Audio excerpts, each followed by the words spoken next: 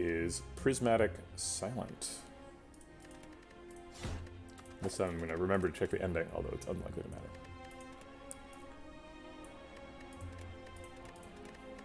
Alright, let's do it. Gotta put up with Meow's stuff while I rename the stream. Okay. Meow being rude, not giving us any stuff. I get it, I get it.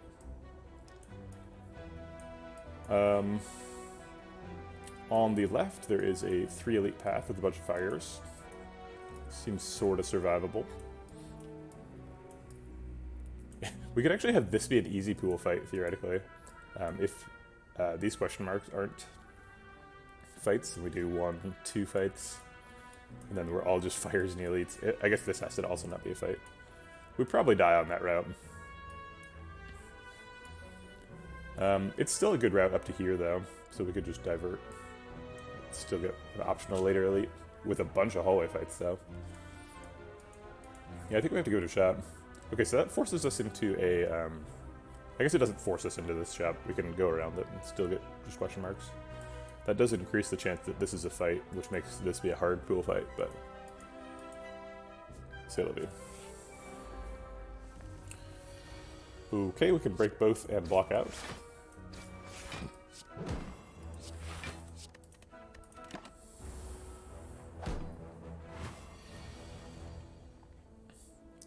We have to take 1 here, so we will.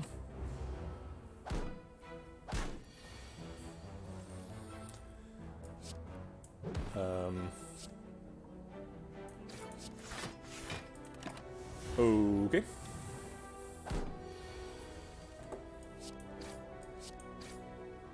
One damage fight, that's okay. Probably not going to get a lot of strikes. Glacier blocks for a lot. We could do Slice and try to find like an all-for-one. It's kind of Slice versus Perfected Strike because we need to find some attacks. I think I like Slice well enough. Are we against Guardian? No. Slime Boss. Maybe we take Perfected Strike against Slime Boss. I don't like it though. I don't want to do it. So I'll take the Slice instead. All-for-one's fun, right? To upgrade probably the Neutralize here. 3 damage there. Yeah, the Neutralize is too good against Slime Boss to not upgrade. I am going to go around the shop because we have 122 money, so wouldn't make very good use out of it.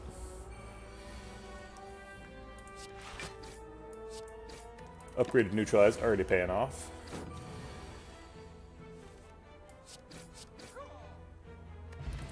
Zero damage Cultist fight. Flying Sleeves is great. Deflect is another zero cost thing.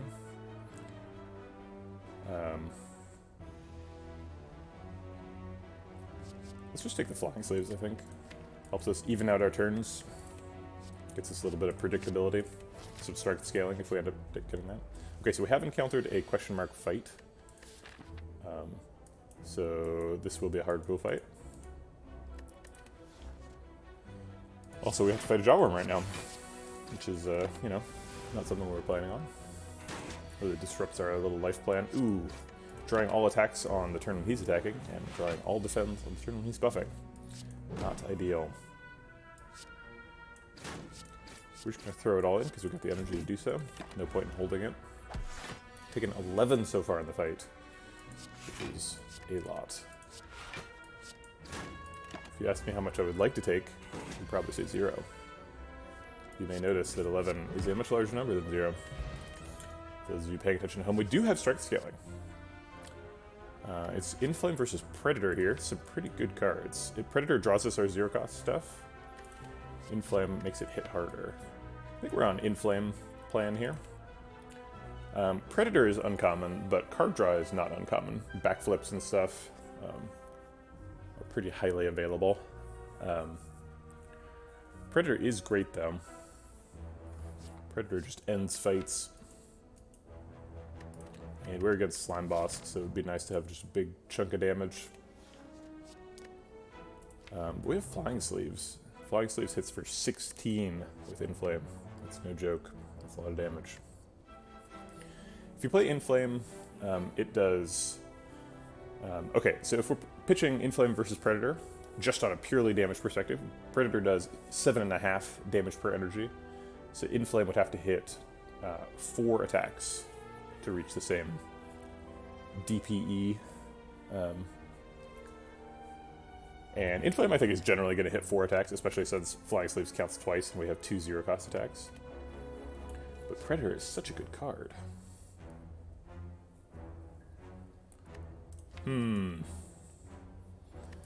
Yeah, I'm not a huge fan of Inflame in hallway fights. We are not doing a lot of hallway fights, though. It's pretty much just elite fights from here on out. So which one's better in elite fights? Well, in Lagavulin, Inflame is the best, because you can just set it up. In Sentries, Predator is the best, because you can draw your dazes, as well as executing one of the outside 2 sentries, as I believe is pictured on the art. It's like you're jumping out of the bushes at these sentries. It's pretty cute. And against Gremlin Knob, I'm not sure which one's better. I guess probably Inflame, because all you care about is damage in that fight. I guess I'll take Inflame, because it's better in 2 out of the 3. But it's a close one. Do we fight the light? If we don't fight the light, we're getting an intentional upgrade, basically. So we get 2 random upgrades or 1 chosen upgrade. I kind of want the chosen upgrade to go on Inflame, though. Do we ever lose 20 HP and then also go upgrade here? I'm pretty sure that kills us against Gremlin Nub. If it upgrades Flying Sleeves, that's pretty good. Most of the upgrades are pretty bad. Thanks, UnbuzsedB.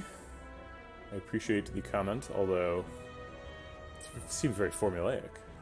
Are you a bot? That's what I'm wondering. Maybe you're legitimate. It's unfortunate that the internet has done this to me. I've seen bots come in and at me, and then like 30 seconds later post like, "Do you want to be famous? Click this link." So I apologize for my suspicion. A bot would not say lol in this context. You have proved your humanity. You have passed the CAPTCHA test.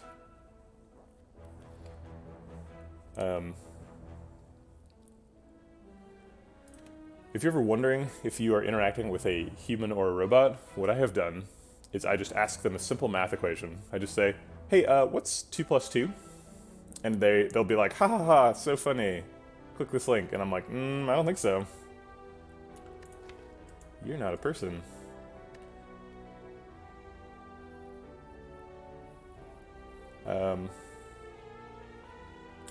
Okay. I don't think we can do this. It's got a approximately 1 in 8 chance of hitting Inflame. And we want it to hit Inflame. If it's like Survivor or Defend, though, like, I'm not upset. We just have to rest. Yeah, I guess 2 upgrades is better than 1. We'll give it a shot. Alright. Kind of missed. And we have to rest here. Alright, we are against Lagavulin. We can set up a week and wait around for Inflame. I think that's what we're going to do.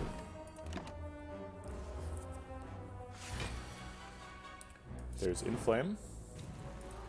We have the Strike Plus next turn. And we get to draw a card from the new deck. However, we also have Defend plus Survivor next turn, which is pretty good at blocking. So we could just wake up right now with... if we wake up right now, we also shuffle Flying Sleeves back in. So Flying Sleeves is one of our highest damage cards. So I think we just wake up now. Got a plan for next turn.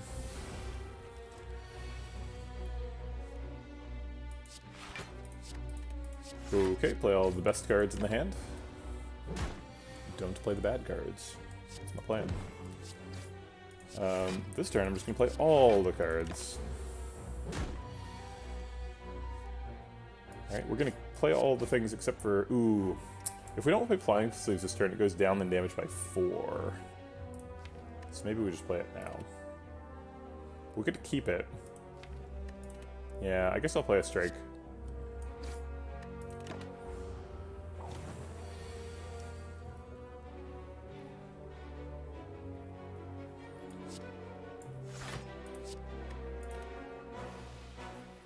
That blocks for a lot.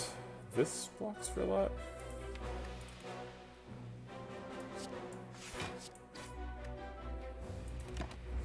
So that was our max damage while retaining flying sleeves, and then our max block as well. While we're doing that, we don't have lethal, so we don't need to do flying sleeves yet. So let's get max block. This is a mistake if we draw 3 energy worth of attacks. I guess we just did. No, it's fine. We kept it to guarantee lethal, or to get explosive lethal. Ooh, I feel a lot better about this aggressive line now that we have meat on the bone.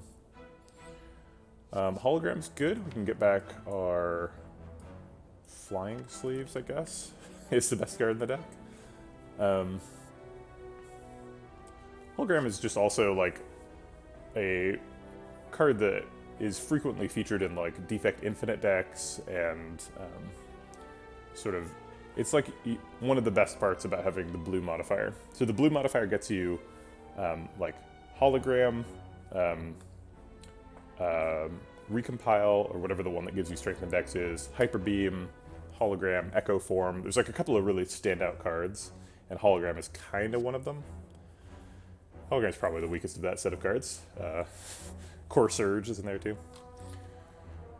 It's up against Go for the Eyes, which is a 0-cost attack. We don't have any card draw yet, though. So I think we'll take Hologram. Hologram's kind of card draw. It's a backwards card draw. I think we need to rest again. We're taking another Elite. Actually, we'll rest after the thing. Are we committing to it, though? We could rest twice. That gives us the highest win percentage, probably. Alright, let's rest. And then commit to the Elite line. Smiling Mask is probably not very good, but it's possible it helps us a little bit, so I'll take it over Sapphire Key. We'll go ahead and rest again. We'll get full value out of it. And then hopefully we heal with Meat on the Bone here. Turn 1 Inflame is excellent. We'll go ahead and just weaken him for the rest of the fight. Seems pretty good. Also exhausts Hologram. That's really mana efficient because we get to keep flying sleeves to be mana efficient later.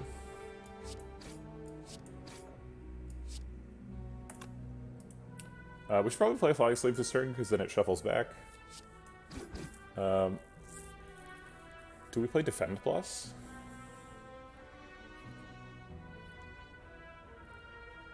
I think we do. It blocks for 8. That's a lot. We probably have lethal next turn. We do. Okay. Well, I was hoping we would heal with Meat on the Bone. We didn't need to. Crippling Cloud is an excellent card. It does nothing in the deck, but it is an excellent card. Windmill Strike gives us something to hologram back. So we could just keep Windmill Strike until it's stacked up to 10 or something, or to 30 damage, and then Windmill Strike and hologram get it back. Just wait until basically hold it until we get hologram, and then Windmill Strike hologram. It would be our biggest damage thing so far. It doesn't scale with strength, so it's not really good with Inflame. But neither does Crippling Cloud. And I think it's probably one of these two.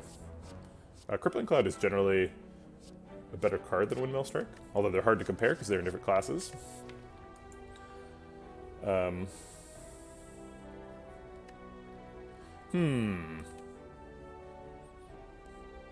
Windmill Strike is generally not something I'm super excited to get. It's good with Establishment, and that's pretty much it. But we are kind of behind on damage. A Slice and a Flying Sleeves with an Inflame. Plus, it's really good against Slime Boss. So I think we'll grab it. I don't think we can afford 7 HP right now. Maybe we can. We go to 35, and then we're pretty much guaranteed to heal after with Meat on the Bone after the Elite. Nah. Oh man, Windmill Strike doesn't count as a card with 10 or more damage. It should. I can just hold Windmill Strike for 1 turn. Dang. You know, we have a regen pot. I think we can try it.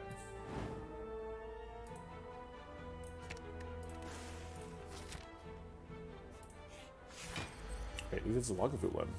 So we should be pretty good in the Lagavulin fight. We just need to develop Inflame and hold Windmill Strike for as long as we can. I guess we neutralize Hologram Neutralize here to just make him weak for a long time.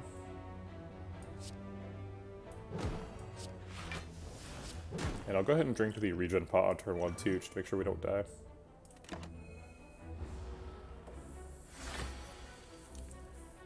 All guy's pretty scary. Okay, we're clearly just holding these. We shuffle next turn, so we want our good stuff in the shuffle.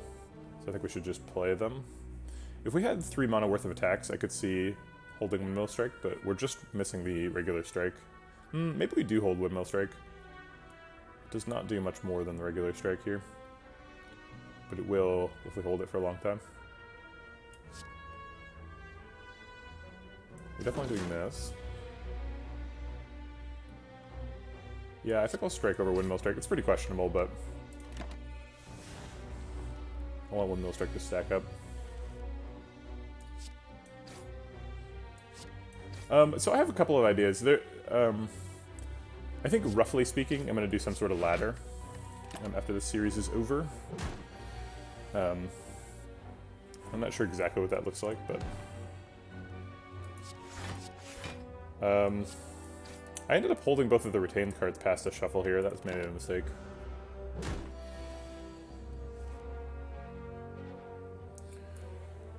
Yeah, so I was thinking, okay, so something this project has demonstrated for me is that I have more fun, and I think Twitch viewers prefer it if you're winning more.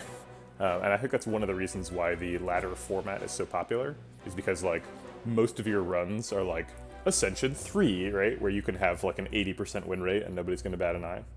Or more. And so that's fun, but I want to combine that with a problem I have with Slay the Spire. Once you've put, once you've gotten all the unlockables in Slay the Spire, there's no easy way to answer the question, like, how good are you at Slay the Spire? And I feel like the way ladder is set up now is kind of just another one of those unlockables, where it's like, I completed an Ascension 20 ladder, like, I'm one of the best players in the world. And, like, that's true, okay, like, props to Baylor, congratulations.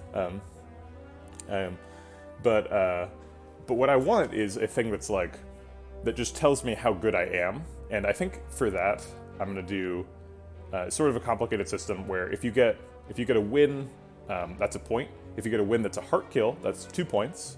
Whenever you get 4 points, you go up an Ascension. And whenever you die, you go down an Ascension and get set to 0 points. So that's the idea. So if you get, like, 2 wins and then a heart kill, you go up an Ascension. If you win with every character, you go up an Ascension. If you die, you get reset. But not reset down to the bottom of the ladder, only reset down to the lower Ascension. Because it seems like it's kind of cheating to just, like, be playing Ascension 1 when after every time you lose, you're like, oh well, time to go do an easy one and get a couple wins in. But it doesn't. I feel like the question of how many runs can you do in a streak is less interesting than how high can you get this sort of progressive ladder, where you can sort of evolve it over time. Okay, that was a lot of words. We are going to do at least one of these, and then it's Strike versus Flying Sleeves. If we do Flying Sleeves, we do 12 damage, he's at 30. We have a 25 damage Windmill Strike. We're going to have -2 strength, so that's going to do net +2, because it gains 4 and we lose 2. So it's going to do 27 damage. 27 damage versus somebody at 30. We can't miss lethal. Okay.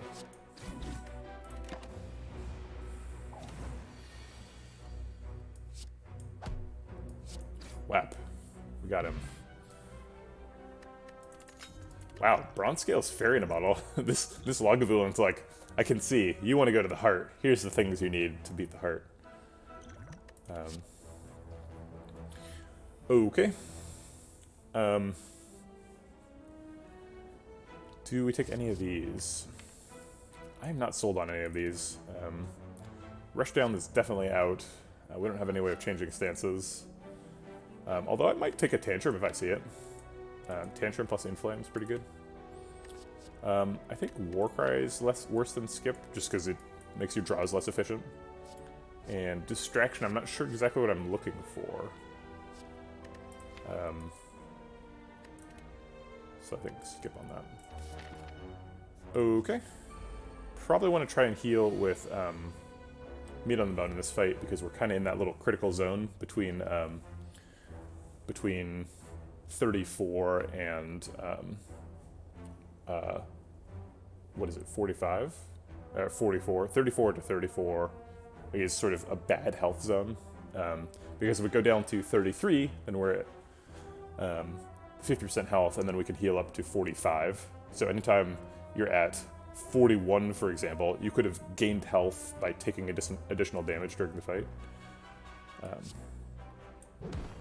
We're really getting a lot of this hologram neutralize on turn 1 shenanigans going on. I think this turn, though, I'm going to hologram the Slice, because we need to be able to split him. Maybe I should have hologrammed the Strike, because I had an extra energy. Oops. Okay, so he splits at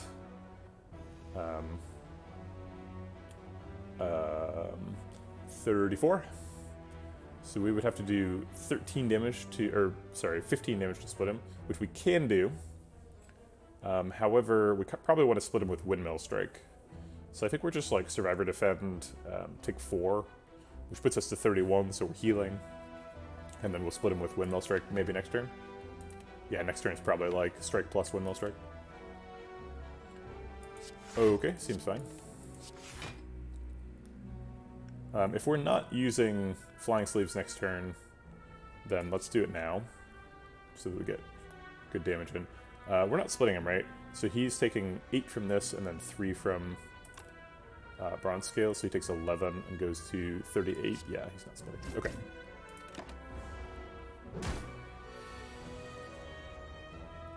We could wait. We could Inflame and wait. He's just frailing us. Yeah, I think I like Inflame and wait. We get a better Windmill Strike later. Strike plus is fine, but it's not. We don't need that part. Okay, I guess we have to split now. Splitting at 9's pretty good. So we can just kill this one. Get rid of the slime. And should get a pretty good heal here. Alright, I like that. Okay. Blade Dance is good with Inflame. We took a Windmill Strike, so we could take Perfected Strike. We have taken a strike. We also removed a strike from the deck, though. Go for the Eyes helps against the Slime Boss Big Attack turn, which could be happening soon. Go for the Eyes also kind of goes with our little Slice card draw thing that we haven't found any support for. I think I like Go for the Eyes. I think we're smithing here. We do get full value out of Arrest, so maybe it's foolish to not smith. Yeah, I think we smith Windmill Strike though, because we really need that to split really hard. Okay. And we're probably not splitting him until the second cycle. Probably Flying Sleeves, Hologram, Flying Sleeves, Strike. Go for the Eyes. That's max damage here. We don't super need damage if we're trying to split him on the second cycle. And we could hold on to the Flying Sleeves until after we've Inflamed.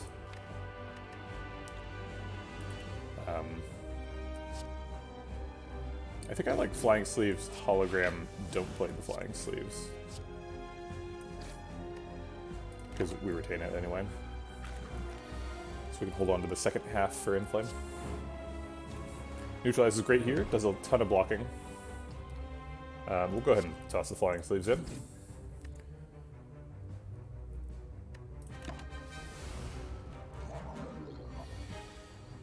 Alright, this is a turn we need to block a lot. Okay, so he is taking 3 damage from Bronze Scales. We want to get him close to 76 before the second Windmill comes around. I would like to do that without playing Windmill, so that we get the most value out of it. Probably that means this turn is Slice, Survivor, Defend, Strike Plus. Slice and Strike Plus do 18 damage together. He takes 3 from the damage return and goes to, or takes 21 total, going to 94. Seems okay. Gives us a couple of turns to do some chip damage to get him down to 76, and then Windmill Strike him.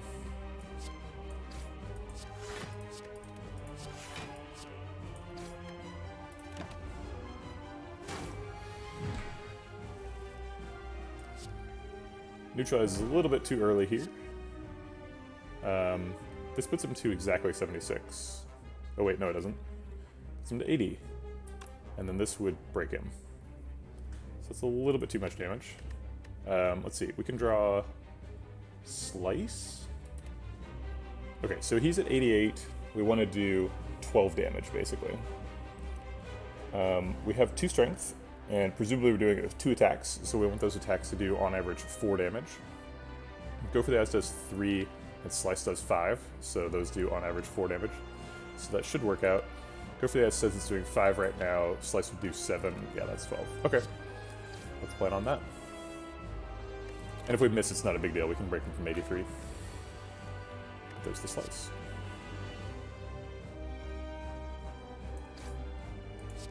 Get rid of a couple slimes.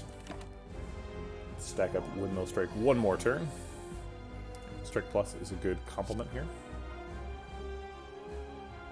We cannot wait another cycle. If we tried to, he would break himself on the damage return. 33 is okay. I've seen better. We're definitely playing the Slimed, and I guess I'll play the Flying Sleeves. Maybe I hold it and wait to see who's attacking, but I guess I'll be weak next turn. Maybe this is the Ancient Potion. We can dodge the Frail and still take the weak. Yeah, I think I like that. Flying Sleeves does 12. He breaks at, what, 17? 16. So that's fine. And I will drink the Ancient Potion. Hot. We have White Beast Statue, so we need to be drinking a potion every fight, ideally. Okay. Probably surviving to block the Acid Slime and putting the rest of the damage into Spike Slime. 5 plus 12 is 17, so break the Spike Slime at 4. Seems good.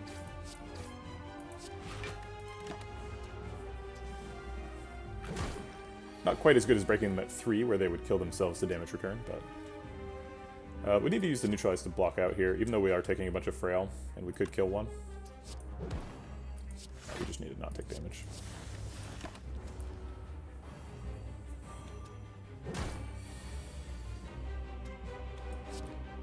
Okay, we can kill him and kill him. And I guess Windmill Strike ends the fight, so let's do that. Great! Hyper Beam is excellent. We have 0 orb synergy, so Hyper Beam is super great. What are other superlatives I could say about Hyper Beam? Hyper Beam's mega good. Double tap. We could double tap our Windmill Strike, which has been stacked up to 1,000,000. That seems really good. It's a bit of a trap. We would be waiting for a long time for Windmill Strike and double tap to sync up. Whereas currently we're waiting for Windmill Strike and Hologram to sync up. Windmill Strike doesn't scale very well after Act 1. It's great at the slime boss fight, so I'm glad I picked it, but it's going to become a liability slowly. And Berserk is kind of neat if you have orange pellets. We don't have orange pellets, and we might just get an energy relic after this, which kind of obviates our need for Berserk. So I think we take Hyper Beam because it's amazing. Okay. Runic Pyramid? What do we do with that?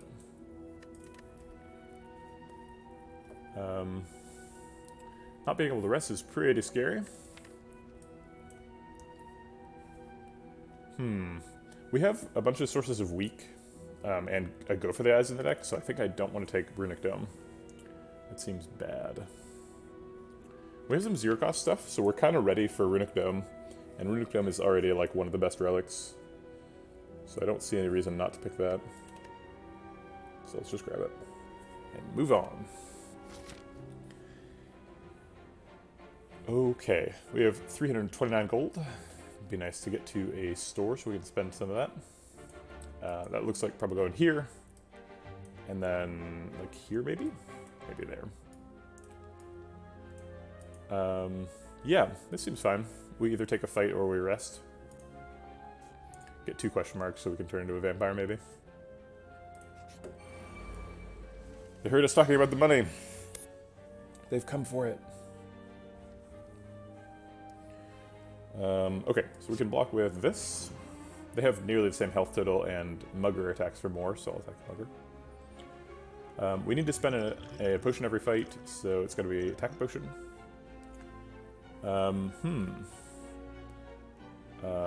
We don't want to attack this turn with Windmill Strike, so Thunderclap's probably out. Take Ball Lightning. It does 10 damage this turn, but 3 of it is undirected, and then it does 3 undirected damage thenceforth. We're going to take Streamline. I actually don't know how Streamline works with this card. Does the Streamline in your discard cost 0, 2, or 1? I think all of those are possible. I think 1 is the most likely. I definitely don't think it costs 0. And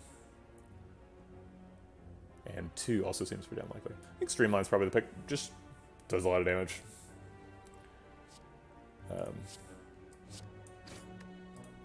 doesn't keep indeed cost 1 on this card. Okay, so we can hologram that too. We don't have lethal, so we should probably block with at least 2 of the energy. So I think that looks like Survivor, Defend, Strike Plus. Retain the 2 retain cards. Hyper Beam seems good. Kapow! And then we'll just hologram a Go for the Eyes to block a little bit. I think we have lethal next turn with Windmill Strike, so... Oh, right, we retain every card. Durr. Okay.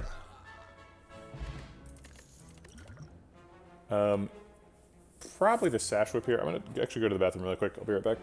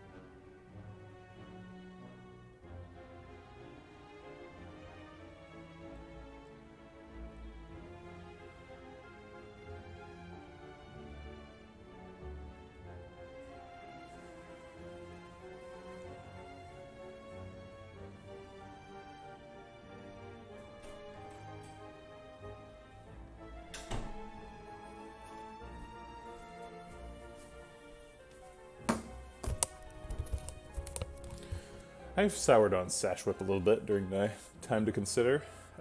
We already have a pretty reliable source of weak in Neutralize. We also have Go for the Eyes, which applies weak. So that aspect of the card is not super valuable. Also, we're in Act 2, so we don't need to pick every attack card we see. We have a Hyper Beam and a Windmill Strike. So we're not like desperate for, you know, ways to kill people. So I think we just skip here. All right. We can bottle a Tornado. We can buy a Dude Vood Doll. Or we could buy a Strange Spoon. All really good relics. We have an Inflame. So we have a really good bottle Tornado target. That Inflame needs an upgrade now, and it would need it a lot more if we bottled it. If we do that, we have 70 gold left, which is enough for a card remove, thanks to our Smiling Mask. If we buy Dude Vood Doll, we only have, I don't know, 13 gold left. No, 3 gold left. No, it is 13. It's 13 gold left, which is enough to do nothing. And if we buy Strange Spoon, we have approximately 170 gold, 174. So we could do a bunch of other stuff. Does Strange Spoon currently do anything? No, it currently does not. It gives us back our hologram 50% of the time. However, Strange Spoon does have some really nice interactions with things like Intangible. But I think we're going to pass on that for now. I think there's better things to do with our money. Like bottling our Inflame.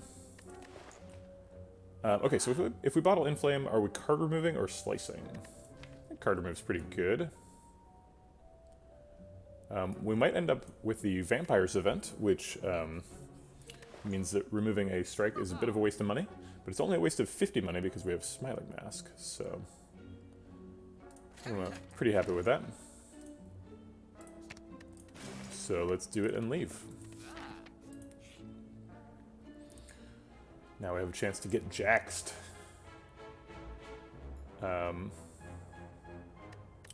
We could transform 2 cards, get rid of the 2 of the last strikes. We could ingest mutagens, get some extra turn 1 strength. We already have 2 quote-unquote guaranteed turn 1 strength available to us. Although we have to spend an energy playing it. I wish we could have bottled that Hyper Beam. That's what I really want to bottle.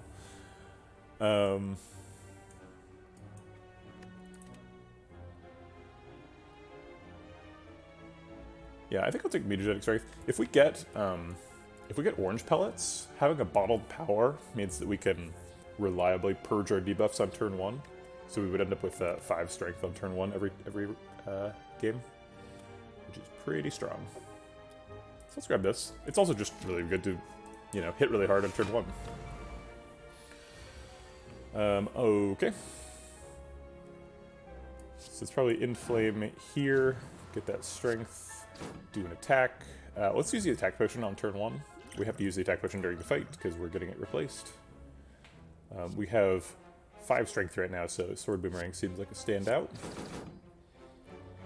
And then we'll go ahead and just play one of the smaller defends just to reduce hand size.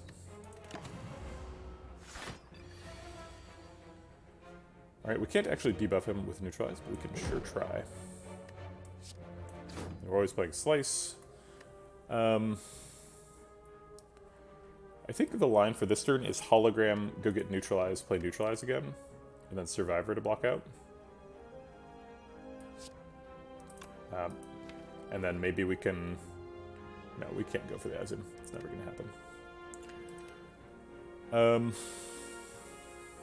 Well, it does block out exactly. So that's something. I guess I'll go get Sword Boomerang instead, since we're not actually getting through his artifact charges anytime soon.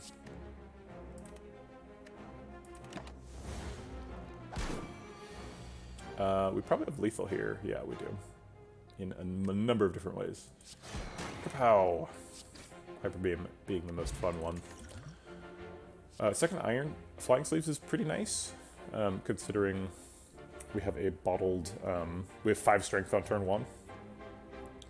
So having 2 ways to pay that out would be nice.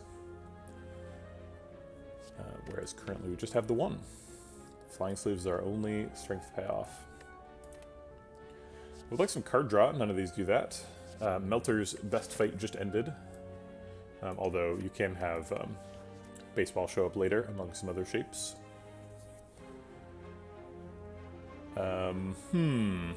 Yeah, I think Flying Sleeves is pretty pickable here. It's probably our last attack for a while. Okay, healing for 13 seems pretty reasonable. That allows us, I think, to take on the elite fight. Still pretty unlikely that we would take 2 elites, but not impossible. Or we could add a card. The card we're looking for is probably, whatchamacallit, Limit Break. Which is certainly a pretty good card. We just heal, though. Heal and go for the fight. We want, like, another bottle. We want a bottle Hyper Beam. Real bad. And elite fights are a way to do it. Also, sometimes you can just Hyper Beam during the elite fights, which is good. Okay, so we could Inflame Hyper Beam to do 31 damage to all. Still doesn't kill anybody. If we Hyper Beam and Flying Sleeves, we do 29 plus 14. 29 plus 14 is 43. Still not enough to kill anybody. Distilled Chaos might get damage. In fact, it's very likely to do so. So let's do that. Since we have to spend a potion in the fight anyway. Looks like we want to kill that guy, surprisingly. Still too much health for Inflame Hyper Beam. So I think we got to Hyper Beam and then like strike him or something.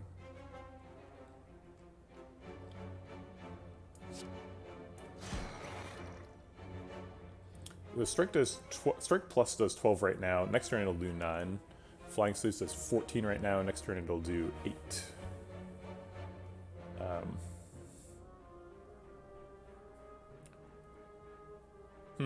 Maybe we just Flying Sleeves on Backslaver, just because it's so much damage.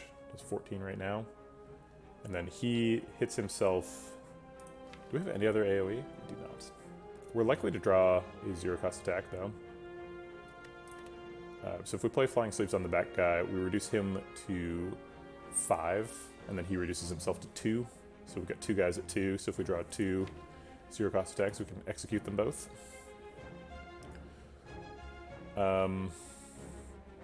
However, if we just don't do that, he is already down to 16, and we can strike him for 9, so he's really down to 7. Which Slice does, but the Neutralize and the Go for It guys do not do.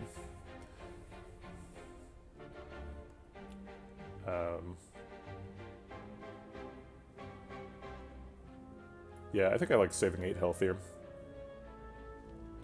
It's not super efficient, but it's a bouquet. I guess we're probably Inflaming next turn, so maybe Flying Sleeves is going to do more damage. It's going to do 12 versus 11.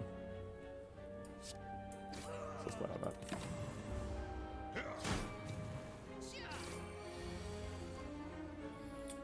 Okay. Double Flying Sleeves currently kills this guy. Exactly. And then we could Survivor to block out. Seems fine. We don't necessarily have to play Inflame.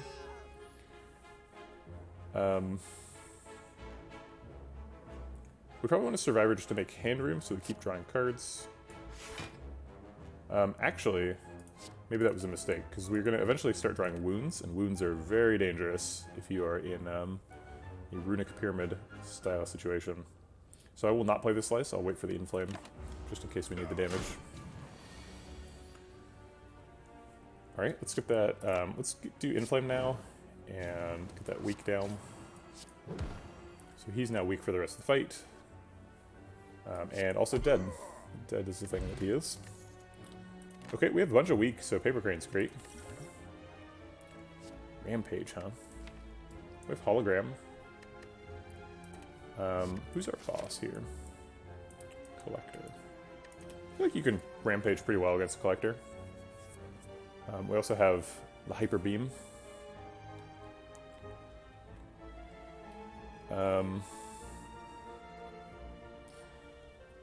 What about collect? Do we ever collect? We do have some energy problems, just as virtue of being a Runic Pyramid deck. Although we've mostly been able to manage them pretty well. The deck is not super expensive. We took a bunch of zero-cost stuff, so not too worried about energy.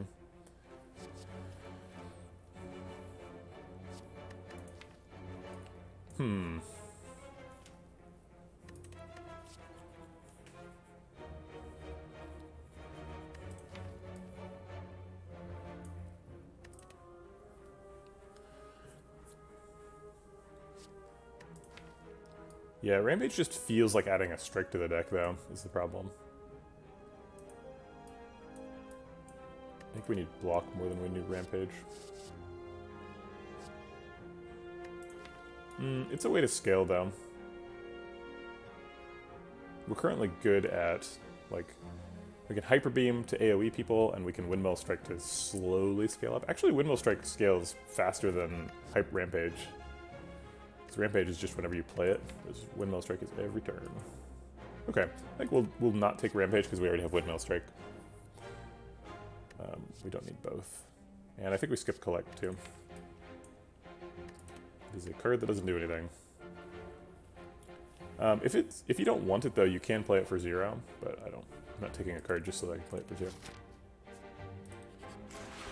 Okay, we are in that little magic health range where it would be nice to be at 33. Doesn't look like there's going to be a problem taking damage this fight, because Avocado and Fungi Beast are here for blood. We do have Paper Crane, so all of our math is going to be wrong forever. So I'm going to get out a calculator. Alright, 21 times 0.6 is 12. Okay. Wait, how does the round thing work? Yeah, the total damage gets rounded down. It's not the reduction in damage. Okay, so it is 12.6. Okay, so he's attacking for 12 after we weaken him. Let's just verify this. Oh wait, I don't want to verify that because I want to hit him with the... there's no way to do this. That gets through the plated armor on turn 1. Except attack potion might. So let's see what you got. Clothesline doesn't. But it does let us weaken both people. Oh, it does! We have 3 strength, right. So we can clothesline to get through his plated armor immediately. So we can weaken both now. Do we want to inflame? Okay, so how much is the guy who's doing 6 going to do? 6 times 0.6, I suppose, is going to be 3, because it's 3.6.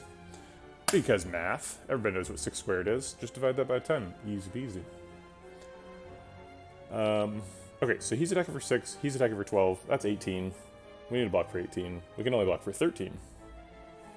Drat. Okay, so I think we skip Inflame for this turn, and because Clothesline is already punching through the plated armor. So we're going to do it like this.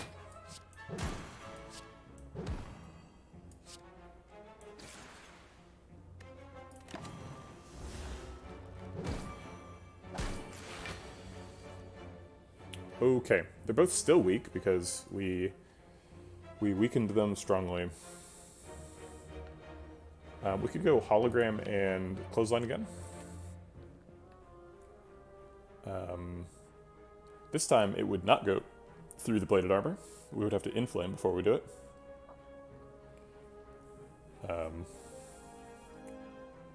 So that's something. If we do these two, we don't get through plated armor, we'd have to do all 3. And we would only get 1 plated armor damage. Although if we inflame, then these 2 do get through. So then it's like inflame, strike, slice, go for the eyes, double event. Defense only block for 6, but we're only taking 11, so we take 5. That seems okay.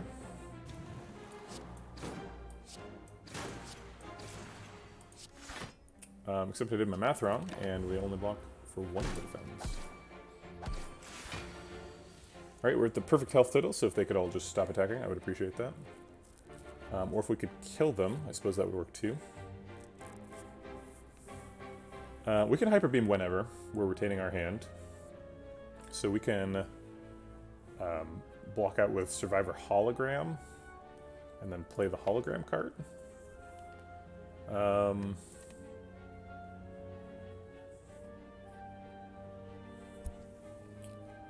Not sure what the Hologram card is.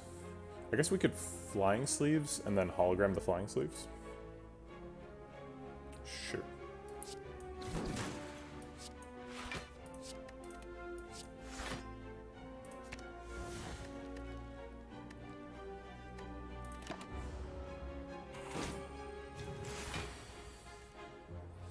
Okay, is Hyper Beam Flying Sleeves lethal? So it's Hyper Beam does 28. If that was all hitting his health, he would go to 7. He has 9 more health than that. So no. Flying Sleeves is not lethal. Drat. Windmill Strike does less damage than Hyper Beam, so it's certainly not lethal. We have no source of weak, additionally. So I guess we're Hyper Beaming just to reduce damage, slightly. Reduces damage by 1. We have 3 defense that we could play. We're not frail. So we can block for 18 and take 13. Yikes. That's more than we needed the Bone Heal for. Well, if we Hyper Beam, we're not defending at all. Or I guess we'd only be able to defend for 8.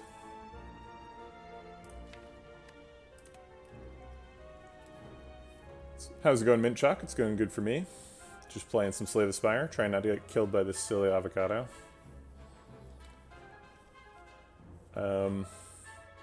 Let's start with this. Yeah, it's only 12. Okay, guess we block. Should have lethal next turn.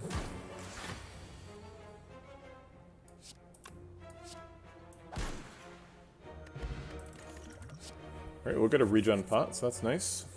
Second hologram that can go get our Hyper Beam. Basically just want to play Hyper Beam over and over and over.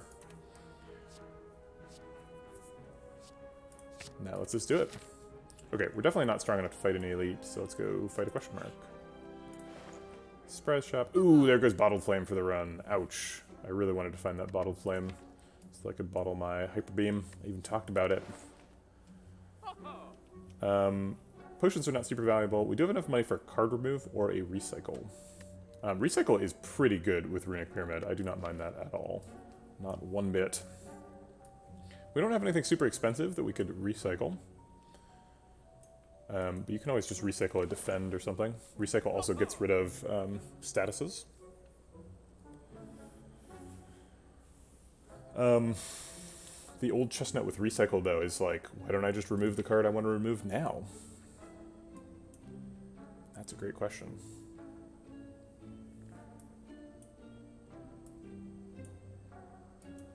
Well, recycle can do it repeatedly, so you end up with a nice trim deck. We also have 2 unupgraded holograms, so those are exhausting. So our deck is a little bit thinner than it looks. We have power as well. So 3 of these cards don't stick around. We end up having a 17 card deck. Recycle could get that down to 2 shuffles eventually in a long fight, or 2 hands per shuffle. I don't know if getting to a 5 card deck is reasonable.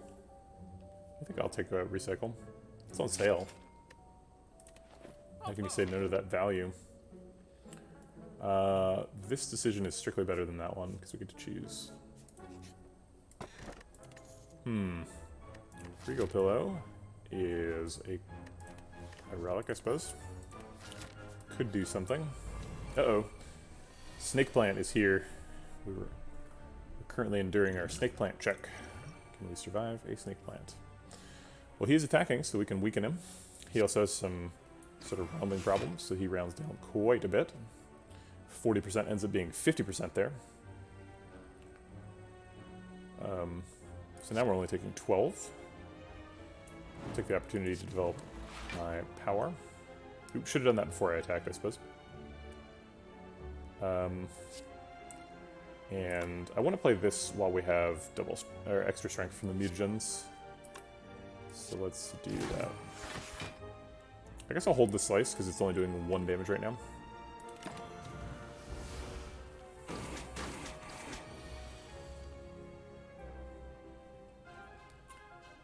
Okay. Pow. But then also come back. I want to do it again. That's lethal next turn.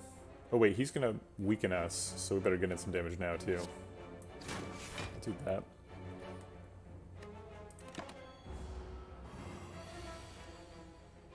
Is it still lethal? It's still lethal. Hyper beams. What do you know?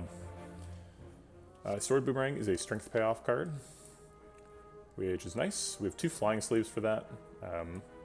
Wouldn't mind having another one. True Grit helps us live the recycle dream. True Grit is pretty dangerous with Runic Pyramid and a no upgrade though. We get a Cool Headed. Just gotta have our 1 orb card be a Frost Orb. We already got Hyper Beam though, so I think we're probably not taking any orb cards this run. We also got a really bad potion that fight. Swift Potion is not very useful. With Silent and Runic Pyramid. Hard to find a turn to use that one. Sword Boomerang? We have 5 strength on turn 1.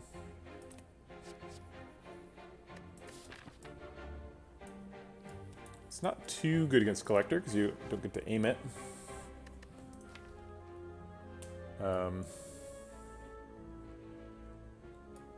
But he has to summon the Torch Heads on turn 1, so if we actually draw it on turn 1, then there's only 1 target for it to hit. Nah, I think it's good. If it was upgraded, maybe. Same thing for the True Grit. I think we just hit all the question marks. Is this crazy? You got like Ancient Writing or Thwack even is fine. Red Mask Gang. I'm just afraid of book stabbing. We fought our 1 elite for the act, so I think we can bow out here. Ooh, extra chest. Why, thank you, Slay the Spire. Appreciate that. Okay, hard pool fight. We get 5 strength turn 1, so we can really mess up this guy's day with a flying sleeves. We should put in the other attacks as well. This one costs energy, these 2 do not. Hey, look, he's dead. I'll take that.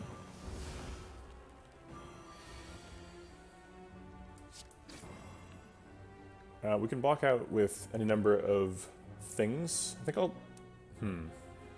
block out Defend. And I don't see any reason not to play Hyper Beam right now. Maybe we should have left the Cultist alive and waited for Hyper Beam. Could have gotten some extra damage on this guy. Looks like we need one of those sources of weak back.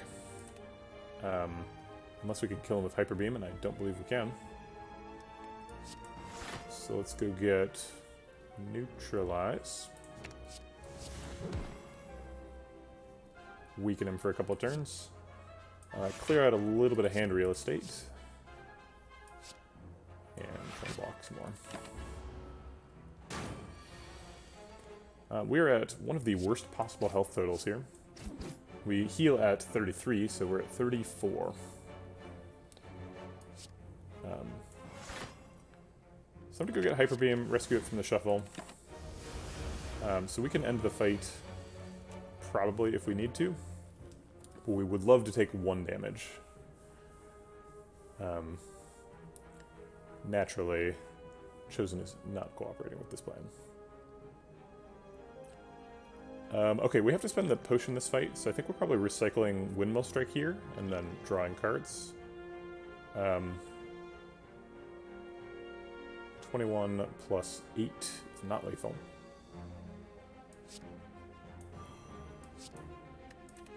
Oh wait, we do have lethal, because it's 21 plus 8 plus 6. So worst case scenario, we just kill him right now. I mean, if we block for 10, if we block for 15, he hits us for 9. And then when we end the fight, we heal for 12. So technically that is positive health. Okay, alright.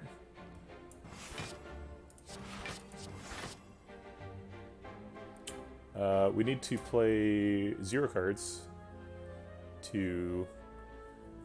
for hand size reasons, but we will play 1 card anyway. Just to make for sure we have enough damage. Okay. And now we kill him. Fine.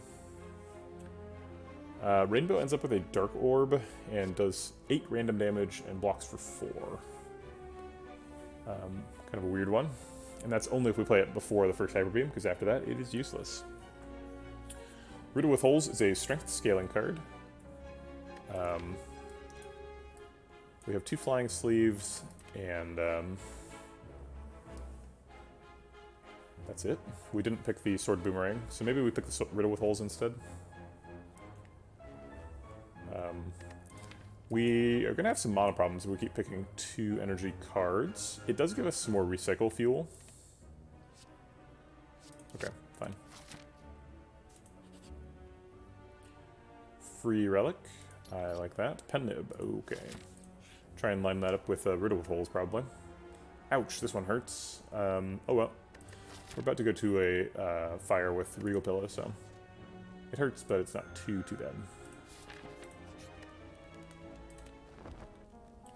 Alright, back up to 55. Ready to fight Collector. Ready-ish. Not, like, super ready. We have turn 1 Riddle with Holes with the inflame damage.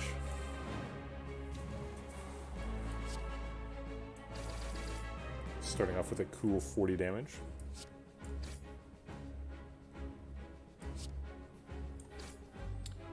I'm going to restart the fight and put the vulnerable potion on him. Obviously, supposed to do that.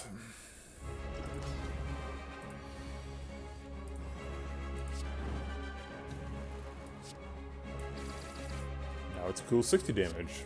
That's even cooler. It seems like we probably want to hologram back the slice. That does prevent us from hologramming back a Hyper Beam later. I guess he's going to continue to be vulnerable for a couple turns. Hologram Slice is always available. Although we do have 1 energy that we're floating right now, and we have 3 extra strength on this turn. Yeah, I think I'll just float the energy. It's fine.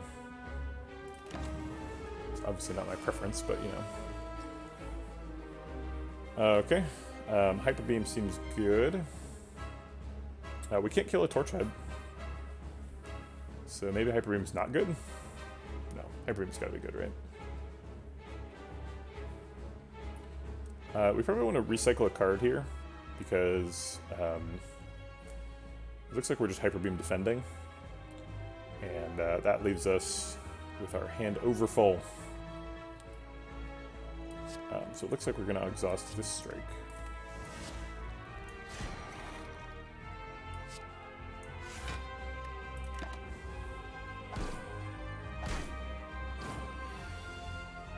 Alright, he's attacking again. This time we have weak for him. So I think we just hologram and Hyper Beam again, and take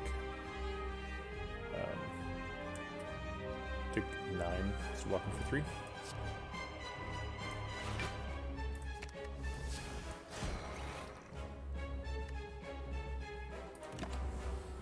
Okay. Now we've got hand size problems. Okay, so we need to clear out as many hand size slots as we can.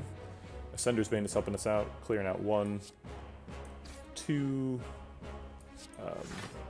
3, 4, and 5. Actually, might as well just flying sleeves here. 5. Alright, we've got a lot of debuffs. These get out of hand easily. I guess we should Windmill Strike with the Pen Nib. We're not in immediate danger of dying, so we can do that.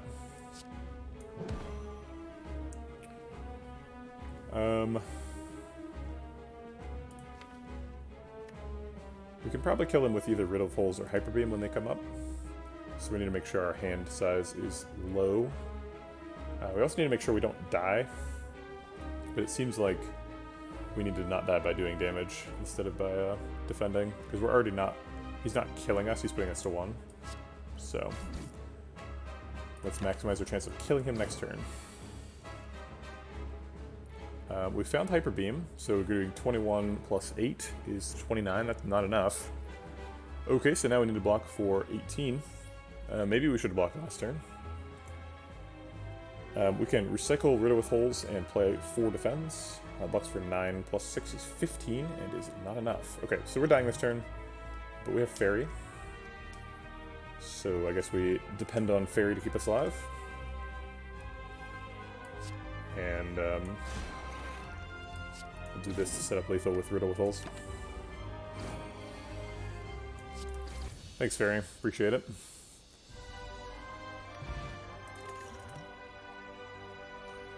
Core Surge is very broken in other classes. We also have a guaranteed debuff coming from Mutagenic Surge, so if we get Core Surge on turn 1, that's great. We get to keep that strength. Other things Core Surge can do, get rid of the fasting debuff. Unfortunately, it can land on Hyper Beam as well. So we have to be a little bit careful about that. Is there anything we want to burst? We could burst Recycle, clear out the deck real fast. It does not seem like there is anything we want to burst. Burst Hologram, get some cards back. No. Maybe Burst Survivor, clear out some hand size, block for a bunch. Yeah, it doesn't seem like Burst is a standout here. Deus Ex Machina helps our mana problems, but kind of makes our hand size problems worse. Which is sort of interesting. Core Surge is like really good though. So let's just grab the Core Surge. Let's not think about it too hard. Alright, so we do have access to some energy relics. 1 energy relic. We also have access to Sacred Bark in the presence of White Beast Statue, which is quite a different relic than Sacred Bark without White Beast Statue. I do really like the look of that Velvet Choker though. Consistent energy every turn. Seems pretty nice.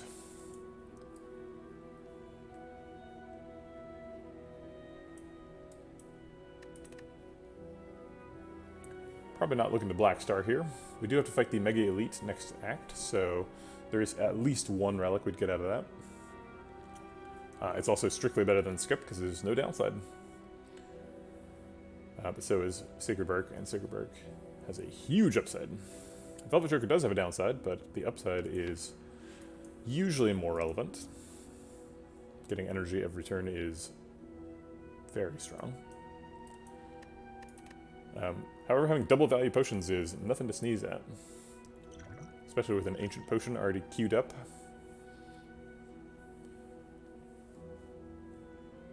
Yeah, I think I'll just take the Sacred Bark. We could get an Alchemize. Donu Deca is showing. It's pretty good for a, whatchamacallit, Hyper Beam deck. It's worth noting, Act 2 is over, so our chance of finding a Necronomicon is done. It's one of the reasons we were visiting all of them question marks. We have to go here. Probably going to go through these 3 question marks to get there. Well, okay then. We do have Core Surge on turn 1, so we get to keep the strength, which is really nice. We need to find a lot of block cards, because for some reason we haven't picked, like, any. And it is starting to show.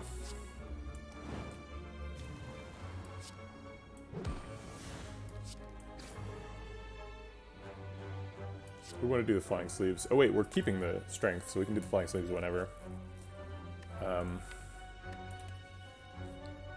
There's no reason to prefer any of these cards, because we have Runic Pyramid. So I'll just do the one that does the most damage.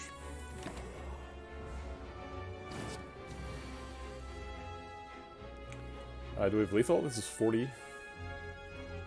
Yeah, and we want lethal too, because we're above our little break-even point.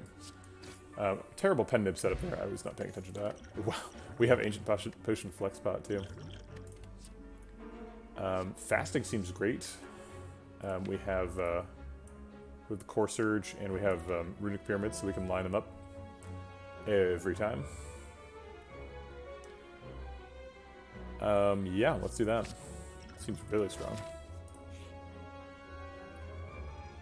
Alright, we could upgrade all our cards, which we don't really need. It would be nice to get that Inflame upgraded. I've been waiting on that one for forever.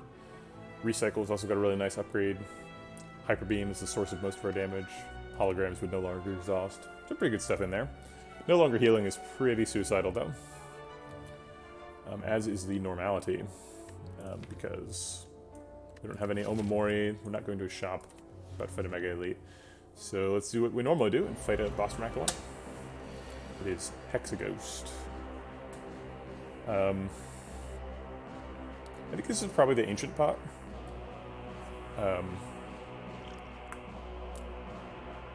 We can line up Ancient Pot with Fasting and the Strength from the Mutagen potion, or from the Mutagens here. So let's do that. We'll hold on to Go for the Eyes because he is attacking next turn.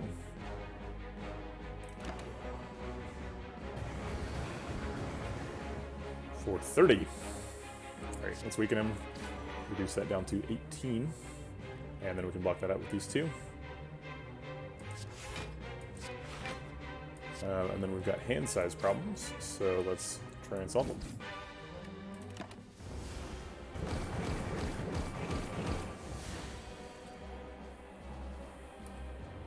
Alright, Core Search has been outmoded by the Ancient Potion here. We are doing 55 damage with Riddle with Holes. The stunning achievement of damaginess. So let's do that. Way outpacing Hyper Beam at this point.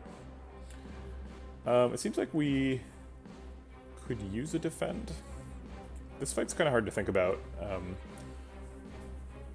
I would like to neutralize because it blocks for a little bit, but then I also feel like I need to save neutralize, but then I also need to get neutralize out of the hand. So maybe we'll get neutralize out of the hand right now and save the defend for later.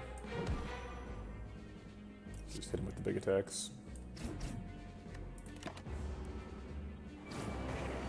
Missing out on a draw here. We could Core Search Hyper Beam and avoid the focus down just in case. I think we're probably more interested in Hyper Beam Hologram. Get the Hyper Beam back, save it from the shuffle.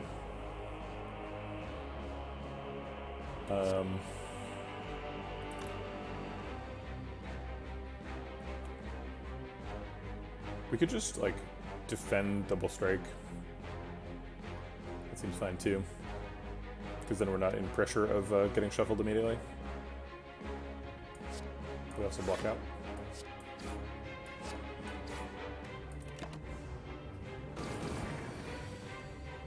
We also don't take damage that turn, which is, you know, a thing. Okay, so this is probably the last turn we need to block out. So let's Hyper Beam, recycle that Strike Plus. He's never getting played. Oh wait, we have Lethal right now with the Pen Nib. Okay, so the next attack we're going to play is going to kill him no matter what, so might as well be this one. We can no longer become frail. Well, Cunning Potion is quite good with Flex Pot. This is, I don't know if we can handle that many shivs, but we'll give it a shot, that's for sure. I don't think third hologram is probably appropriate. I think we skip here. But thanks for the relic. Falling. I'm pretty happy losing either defend or strike. I guess it's gotta be strike, huh? You gotta love a falling event that lets you choose defend or strike. I appreciate that. Do we fight these nerds for a rare relic? We got pretty good potions set up.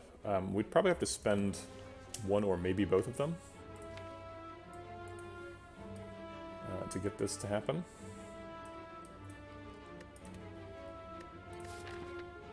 What rare relics are we looking for here?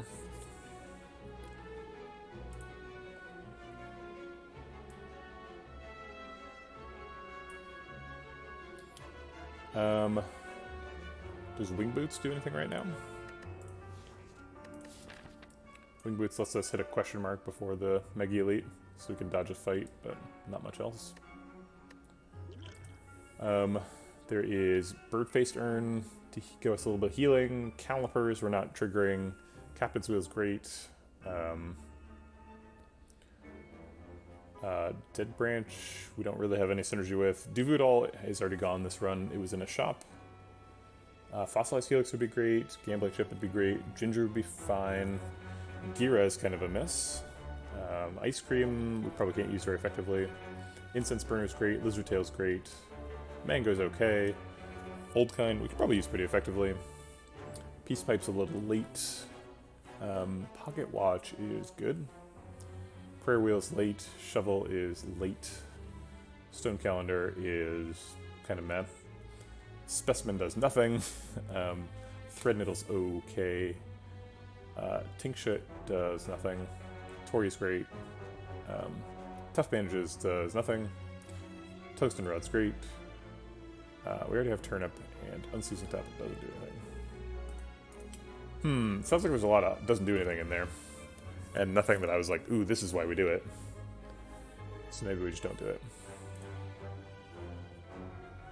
There's a couple of good, this is why we do it. Fossilized Helix, Gambling Chip, Lizard Tail, Incense Burner, Captain's Wheel. We probably win the fight too. Alright, let's fight him. What is Slay the Spire, if not a game where you fight orb walkers every time you see them? Okay, so we can open up a pretty big can here with Flex Pot and Core Surge. Keep all the 13 turn 1 strength. Yeah, why not? Are we inflaming also? Seems like we probably are. Maybe actually strike blocks for more. So we're doing 24 plus 22 plus 17, so it's like 41, 63 damage. It goes up to 82 damage, so we can't kill one unless we use the potion. The potion obviously kills one. Okay, so our magic health point total is 35. So we need to take 18 damage this fight, ideally. If we neutralize one and don't kill him, he does, what, 8 damage? It's either 8 or 9 damage. It's probably 9. So we take 25, which is pretty close to 18. Assuming we're finishing the fight next turn, that seems okay. Let's target the weaker one. Yeah, it is 9. Obviously, we're Core Surging. So if we defend, then we're taking 20 instead of 25, which is very close to 18.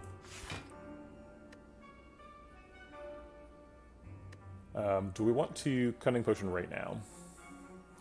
If we Cunning Potion right now, then we get to get a potion from this fight, and then get a potion from this fight, and then we're back up to 2 for this.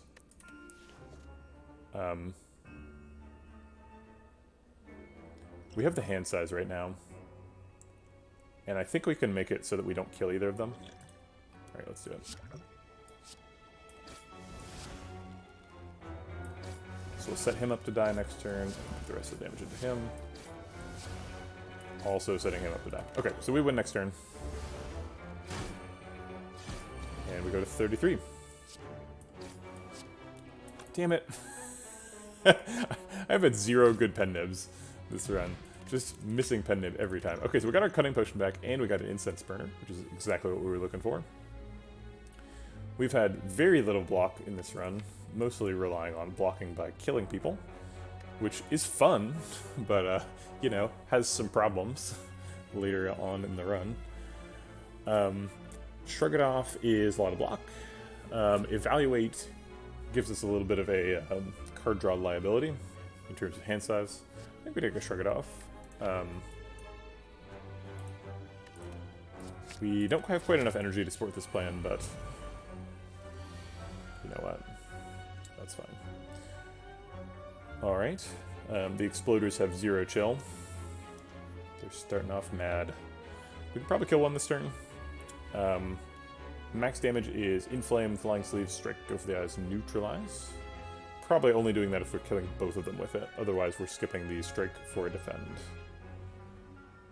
Okay, so Inflame, Flying Sleeves is 18, plus 8 is 26, plus 9 is 35. So that's enough to kill either one of them. And then we defend and take 6. Seems okay. We're basically just trying to get back to 35 this fight. So that seems like a pretty good first turn to get there. I guess maybe we're saving the Go for the Eyes. Oh wait, no. We should save the Neutralize. Wait, no. We're defending this turn. What am I talking about? So we can't save either of them. Yeah.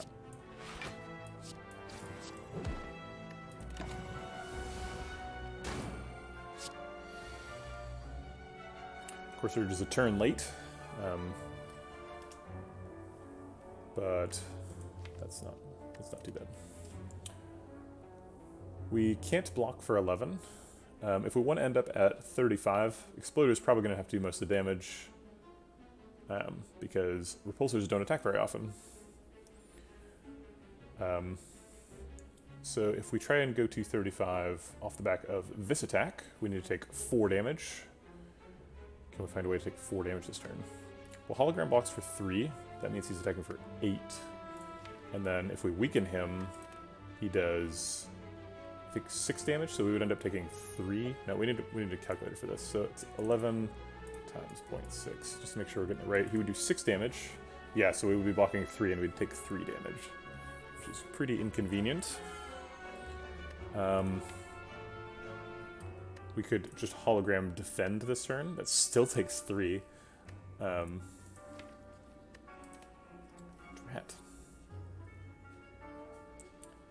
We could...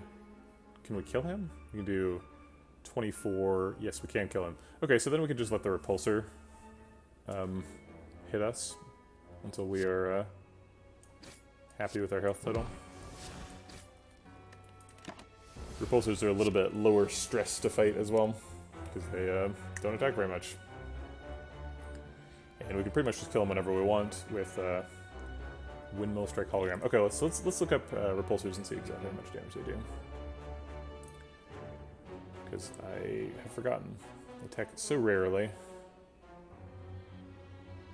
It is one of these shapes, which inexplicably all have their own page. Okay, so they attack for 13. So if we want to take 5 damage from a 13 damage attack, we need to block for 8, which we can do easily. Great. So let's just set him up to die whenever we feel like. And then wait for him to attack.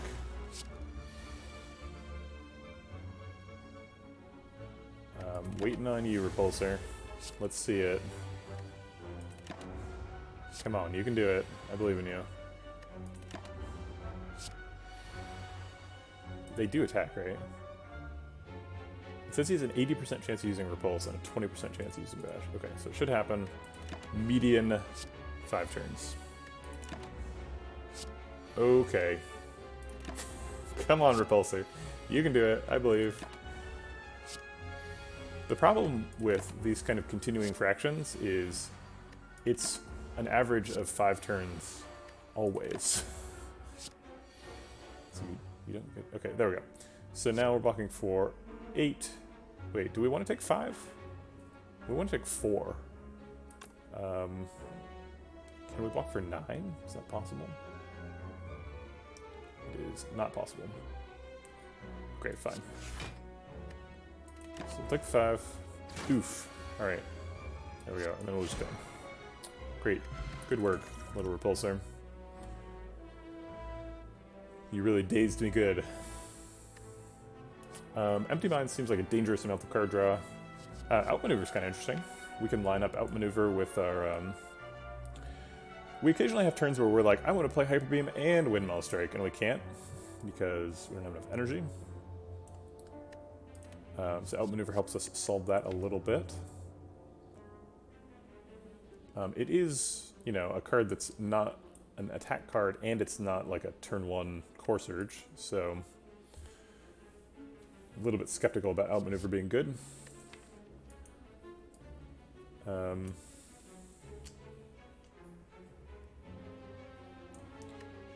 Yeah, I think we'll pass on Outmaneuver.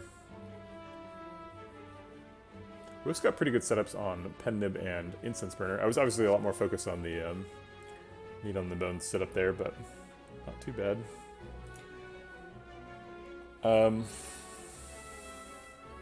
Yeah, I think we'll pass on Outmaneuver. Alright, it's time for our Mega Elite, the Regenerating Nemesis. This would be a great turn to have a Core Surge, but we do not have that kind of a thing. It is unavailable. He's attacking for 21. Neutralize could have done it, maybe. But that would have been very boring. It was only 1 health. The attack potion could get us a Core Surge. The attack potion also has extra value on turn 1 because we have the 3 temporary strength. No, we have Paper Crane, and he attacks for he attacks for 13, so he would go down to 6. I thought. Wait, that doesn't make sense. Maybe it is 8. Maybe you're doing the math right. I was assuming you were doing it wrong.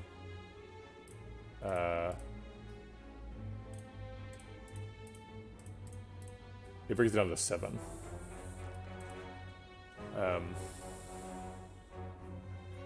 What happened in that fight? I'm confused about all that math now. Okay, whatever. Oh, right, he wasn't weak. We just blocked. Okay. So this turn, we can't fasting or else we lose the game. Unless we find an attack potion Core Surge. If we find an attack potion Core Surge, we'd actually rather just use it on the strength and then use the in the deck Core Surge to develop fasting, maybe. I think the immediate problem is how do we block for 21? So we kind of have just like basic stuff, unless we get an attack potion Core Surge, and we use it on fasting, which sort of upgrades all of our defense. Blocking for 21, block for 13, 18, and it looks like that's about as good as we can do. I will use the attack potion on turn 1, and it's a weak. We could take Predator instead, but I think weak is pretty valuable here. Oh, we got 2 copies of it. I forgot about how that works. So now we're Pen-Nibbed. I think we just throw the other Sucker Punch in there, unfortunately, for the Pen-Nib. And now we only need to block for 12. I guess I should have Inflamed, because I'm going to just Survive or Defend now.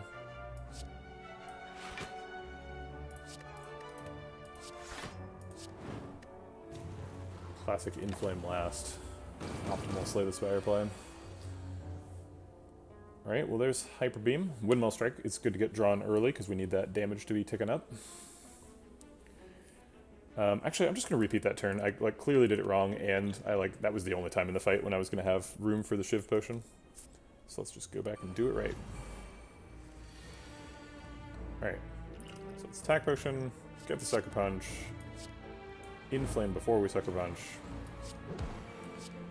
play the Sucker Punches, do the blocking, and then Cunning Potion. Okay.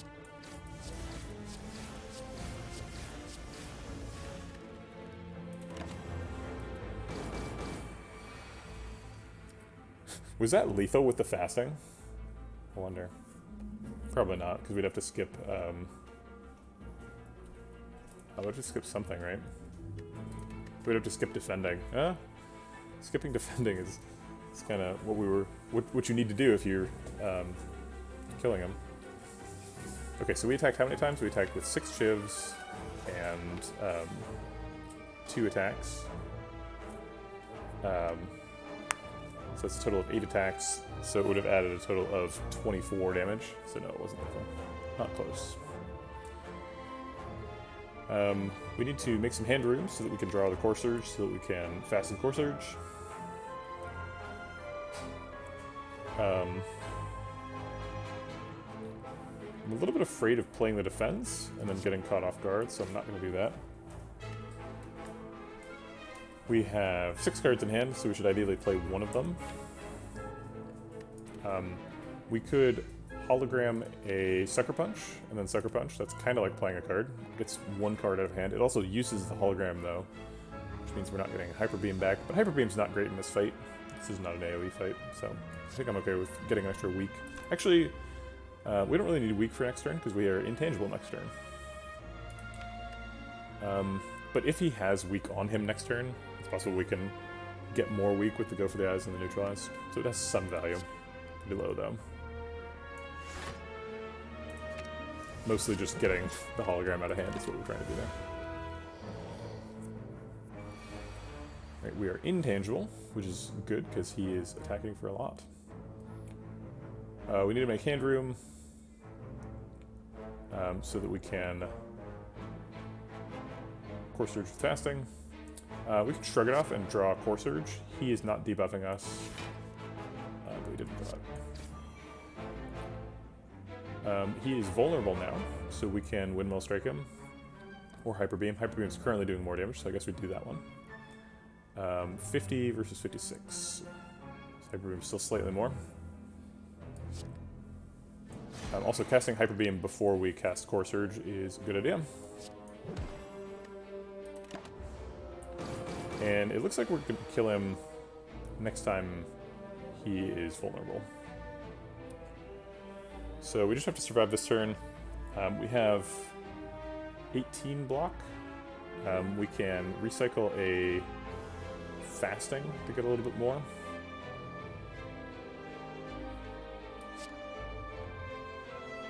Or we could play the fasting. If we play fasting and recycle Windmill Strike, Riddle with Holes is still going to be lethal next turn, right? Because it's 18, so yeah, it's 40 damage. And then we block for, we have 4 energies, so we fasting double defend. Yeah, it's 1 more block than if we use 3 defense. That's 1 more block is 1 more life, right? Oh wait, is it? Because we want to get to 35. So if he's doing exactly 11 damage, because we are ending the fight after this turn. So we kind of want him to do 11 or slightly more than 11. So we can block for 13 with these. 18 puts him down to 9, which is bad. So we can block for 13, 16, and then he does 11, right? 13, 16, he does 11, puts us to 35, that's perfect.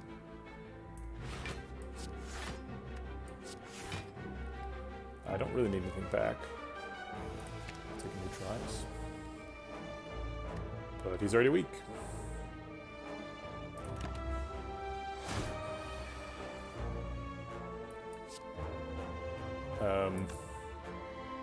I assume this is lethal. It had better be. Yeah.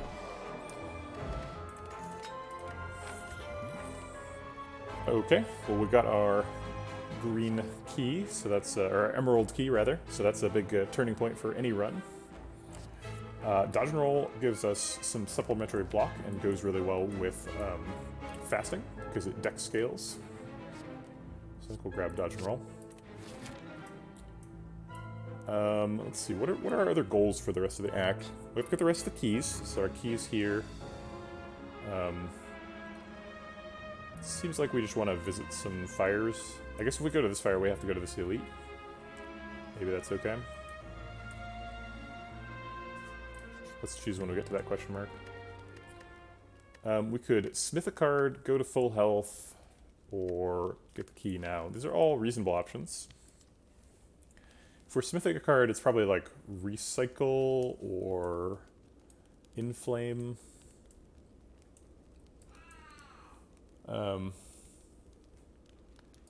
Maybe it's coconut.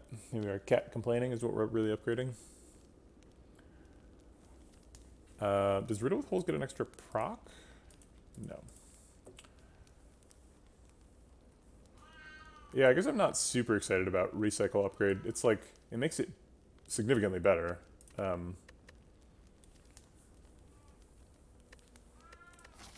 We don't like necessarily need it. If we heal for 36, then we go kind of way over max HP. So we don't really need that. So maybe this is the recall?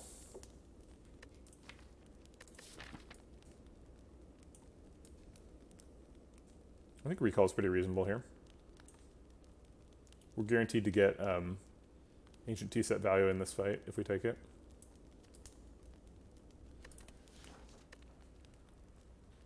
Okay.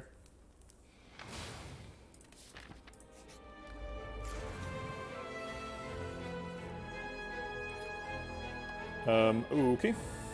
Just doing damage this turn, I think. I don't have any neat Core Surge stuff to do.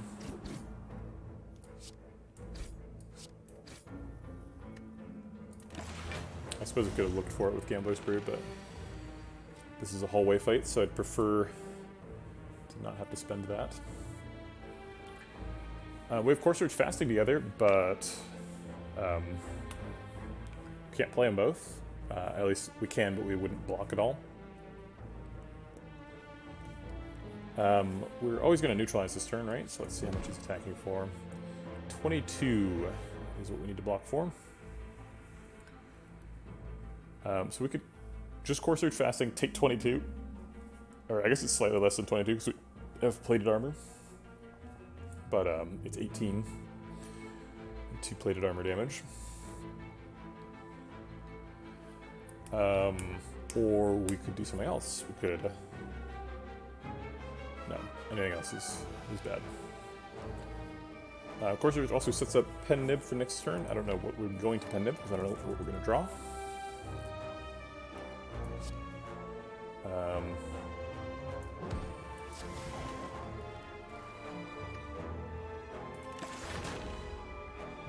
Huh. We only took 1 Plated Armor damage because the Constricted doesn't count as an attack.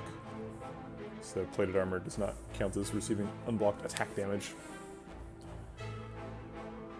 Hyper Beam does 62 damage currently. Flying Sleeve's not far behind, 36 damage.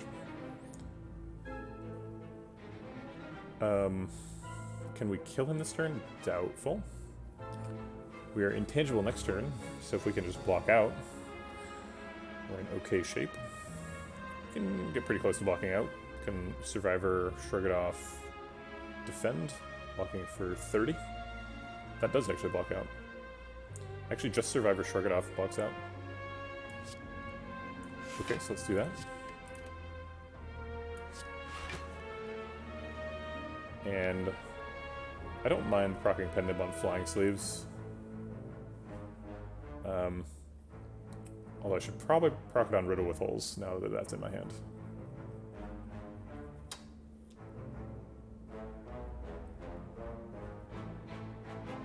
We could recycle something for hand size, or we could recycle Hyper Beam to play Riddle with Holes right now. If we had upgraded Recycle, we could have recycled the Defend and played Riddle with Holes, which would be pretty exciting.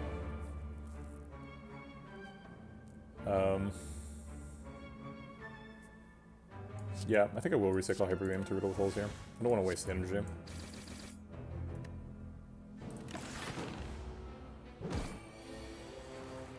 Okay, we are intangible, so we can do whatever we want.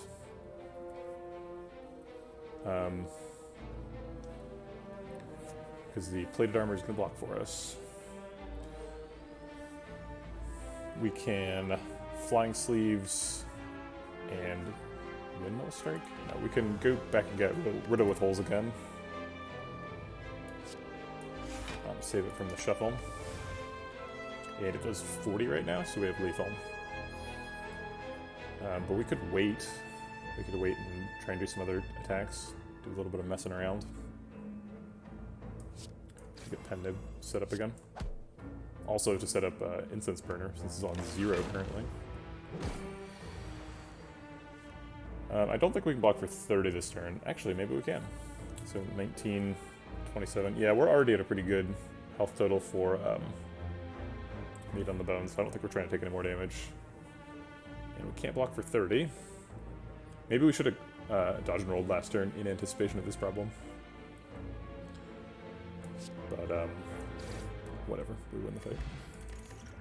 2 Gambler's Brews is pretty bad.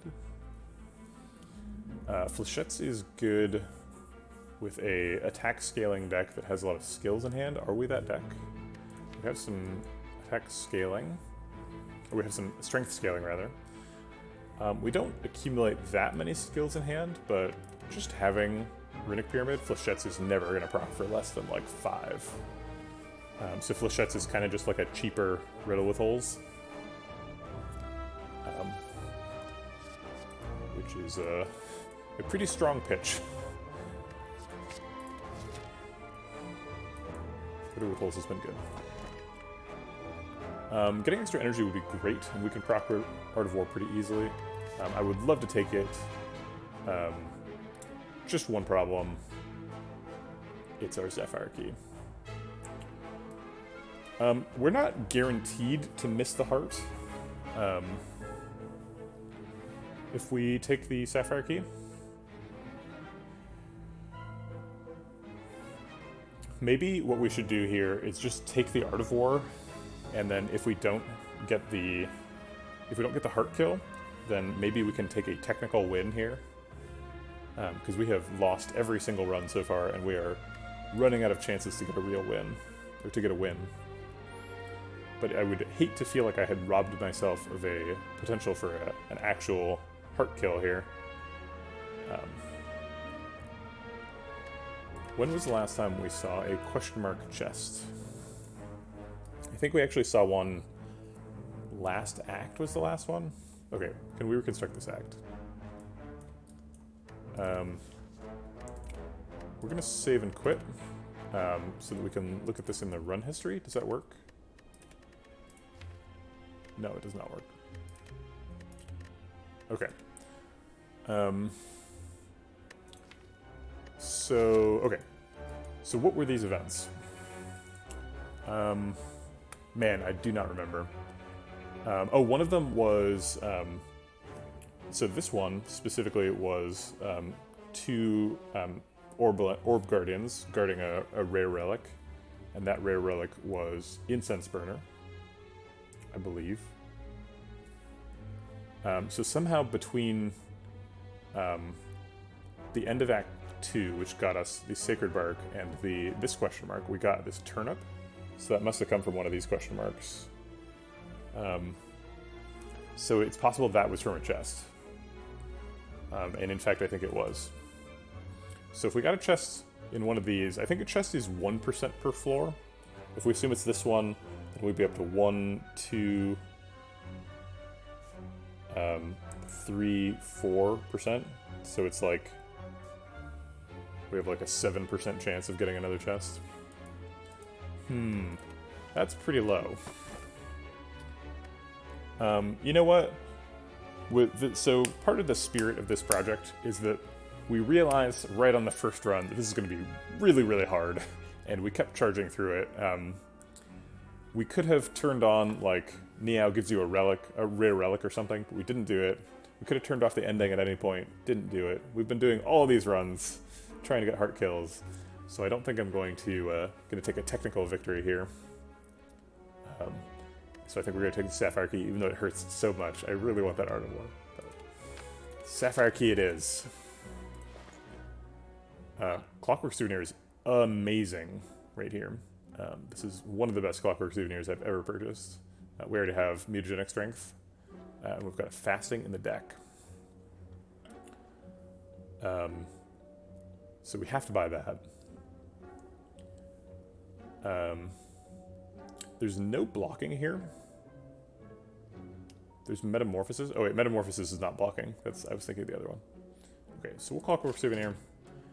And it looks like we're going to buy a Flex Pot and a card remove with the other ones. Remove the last strike, or the last unupgraded strike.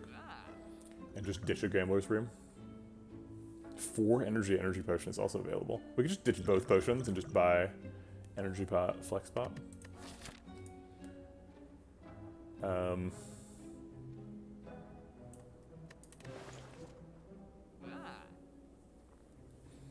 Flexbot is so good now that we have... oh wait, Flexbot interacts in kind of a weird way with Clockwork Souvenir. So okay, so the way this works, I believe, is Clockwork Souvenir... how does Clockwork Souvenir and Mutagenic Strength interact? Because I could believe either way, that either Mutagenic Strength now gives you permanent strength, or that you get both a strength down and an artifact charge, which then cancel each other. So we could either get 3 permanent strength, and 8 temporary, and 10 temporary strength, or we could get 10 permanent strength and 3 temporary strength. I'm not 100% sure how this interaction works, but I guess I'll figure it out. Clockwork Souvenir, Mutagenic Strength is, I think, not something I've ever had before. I've thought about it, but now it is happening for real. So we're discarding at least one of these for Flexbot. Flexbot's way too good. And then it's Energy Pot versus card remove.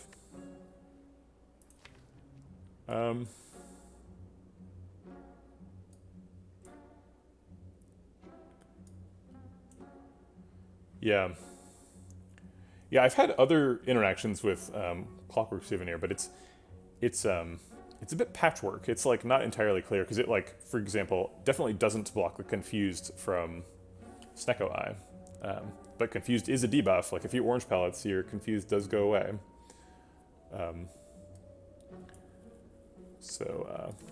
think it might just be, like, Eden Clockwork Souvenir's logic, how it works. And so there's no way to figure it out.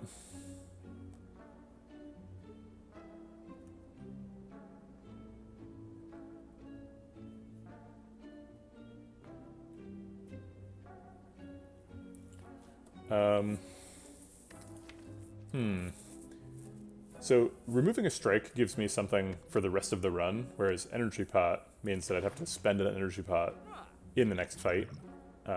And Gambler's Root is not terrible, so let's just card remove a strike. Okay. All right. Looks like we probably need to rest. If we don't rest and then we take like 6 damage, then we're super happy because we get higher health than if we than when we started the fight. I don't know if we're able to win an Act 3 Elite without taking damage, or with taking only 6 damage. We do have Incense Burner, so maybe Incense Burner is actually set up pretty well for Giant Head. Not particularly well for Reptomancer. You kind of want it on 4 against an Act 3 Elite, because Reptomancer is scary. I think we rest. Reptomancer could kill us, and the upgrade is probably still going to recycle, which is not, like, amazing. It's good, though. Yeah, let's get it. Alright, now we get to find out how this thing all works. So the artifact went on first, and then the Mutagenic Strength, so we get permanent strength. Okay, well that's fine. It's a reasonable interaction. It only really matters if we have a Flex Pot. Okay, we have 5 energy this turn, so it's our responsibility to do as much damage as we can. So we want to play basically 4 cards and then Flechettes, I think. Maybe Strength Pot, too. So one of those cards is Inflame. It's possible we can Shrug It Off Hologram without losing a skill in hand. We've got 1, 2, 3, 4, 5, 6, 7 hits out of 18, so it's less than a 50% chance to get a skill. We don't need to do it on turn 1, though. All of our strength is permanent. So we're really just trying to spend our energy efficiently here.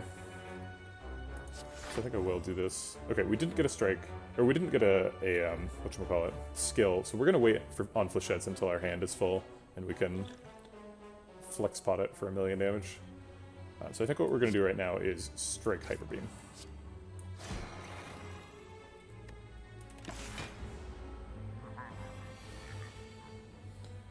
Alright, we drew all attacks, so flechettes didn't get any better. We can hologram back the Hyper Beam and then play some zero cost stuff and then play the Hyper Beam again.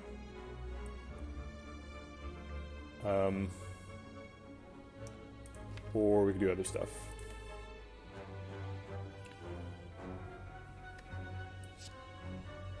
I don't like playing Go for the Eyes this turn, but I guess I have to clear out hand size.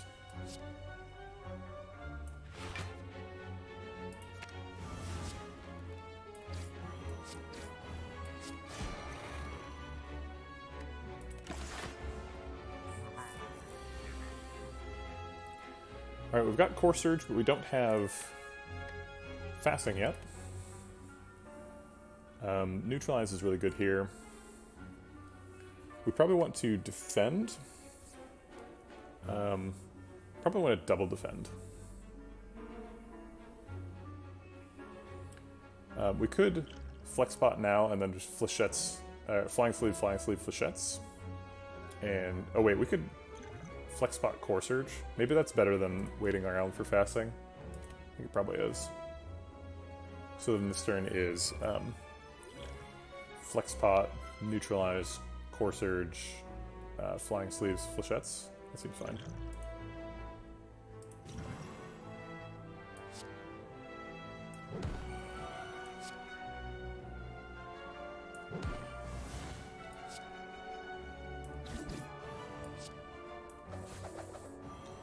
I should have put the pen nib on the flechettes.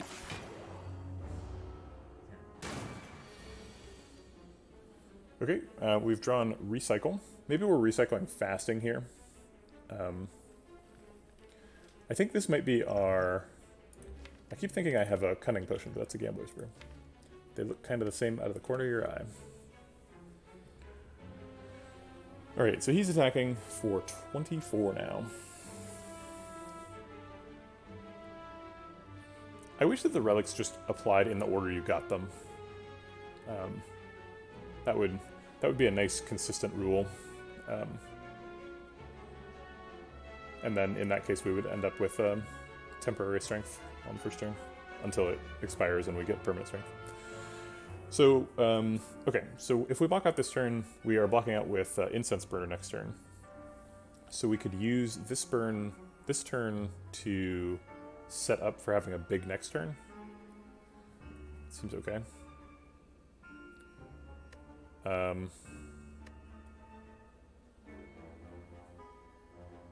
So we can't play Fasting because we spent Core Surge.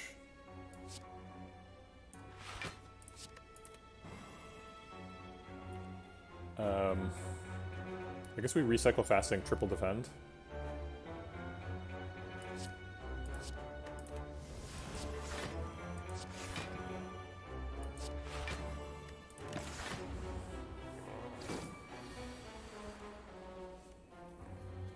Okay.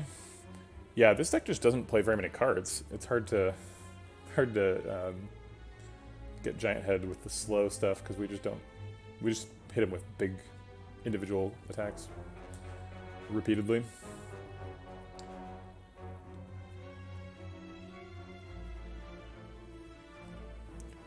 We don't have anything to hologram. Riddle with Holes is doing an insane amount of damage. So we should probably, like, play a card and then Riddle with Holes. Seems like maybe Flying Sleeves and then Riddle with Holes. Maybe we need to kill him with Riddle with Holes and Pen Nib. I don't know if we're playing that many more attacks in this fight.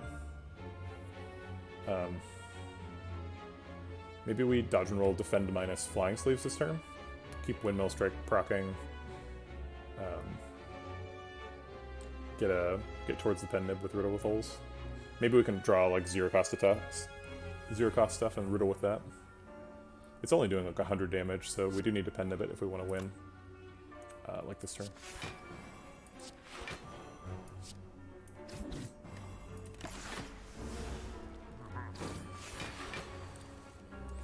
Why are you still here? Alright, go for the eyes, shrug it off. Seems like a pretty good line. Let's shrug it off first and see what we get. And then, is this lethal now? 21 times 5. It is not. It's 105 damage. Okay, so we're blocking for 15. We need a little bit more. We can block for 13 more.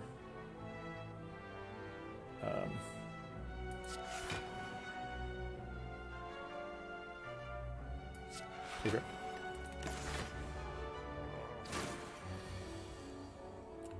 Alright, so we can like recycle Windmill Strike and then like Hologram and recycle something else and then Riddle with Holes.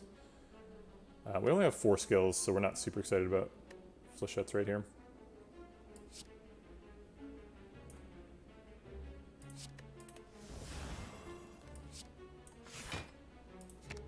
This is all just messing around to get slow triggers. And then I guess we want to set up... I'm presuming this is lethal now.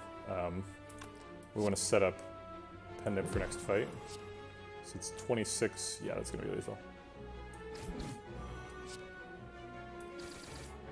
Okay. Not too bad. Ooh, ice cream. Huh. Well, that's weird. Steam Barrier is pretty nice. We don't have very much block, and we have hand size problems.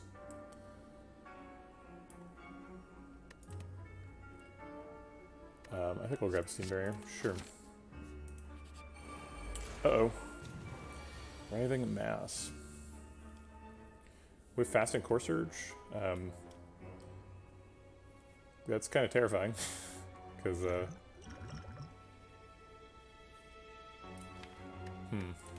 Alright, let's Core Surge and see what we get.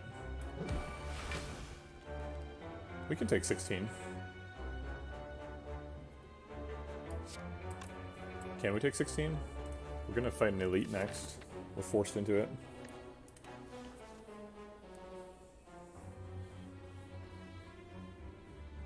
Yeah, I think we have to take 16.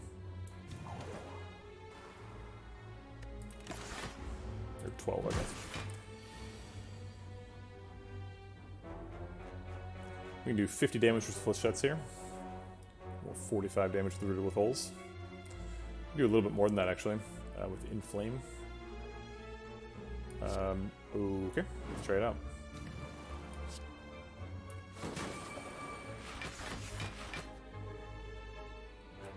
He cycled around the whole bunch, and now he's hard to change. Our max block here is 17. He's hitting for 27. So we'd take 10. And we'd set up Riddle with Holes with pen nib next turn. Oh wait, our max block is actually a little higher than that. It's 20, so we take only 7.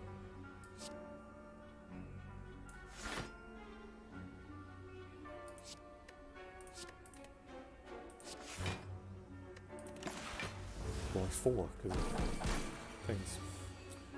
Okay, well we don't want him to curse us, and then also we can kill him. So, we'll just kill him. The Stealth Chaos is better than either of these. Swift Potion draws 6 cards, which is kind of insane. So we'll do that.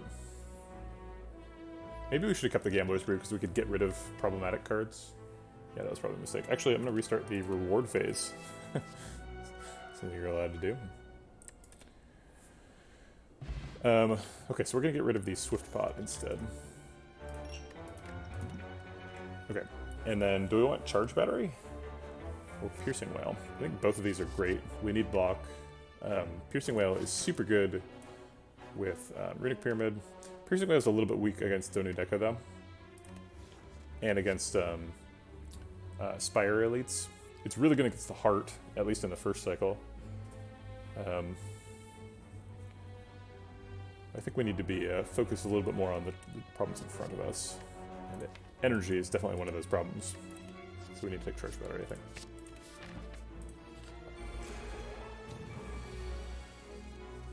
Alright. No attack, turn 1. We could Core Surge safely. He doesn't debuff. He just shuffles curses. Or, yeah, curses. So let's start off with Inflame and Core Surge.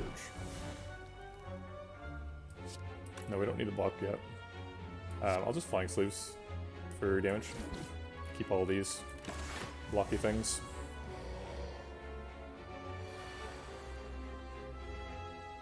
Our Incense Burner was set up horribly. He can attack turn 1, he just chose not to, because he's a jerk. Let's go ahead and go for the eyes to set up that weak.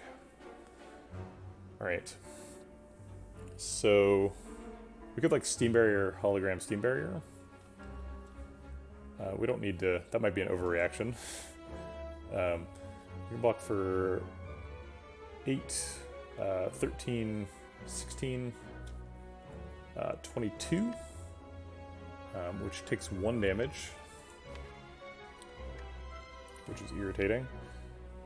We could Shrug, Hologram Shrug, so then instead we're doing 8, 16, 21, 27 blocking out. Okay.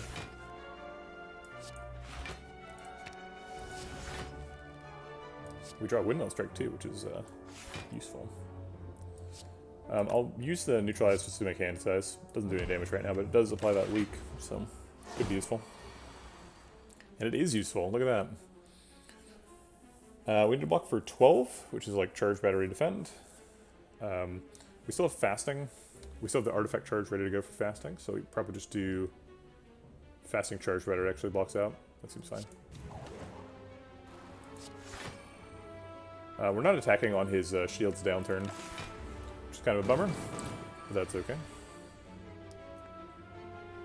We need to block for 12. We can do that with just Survivor. Survivor also helps us resolve some hand size issues, which we're currently having. He is intangible, so there's a lot of stuff we can't do. Let's just recycle a Strike, just to reclaim some hand size. Same with this Survivor. And then we could block next turn.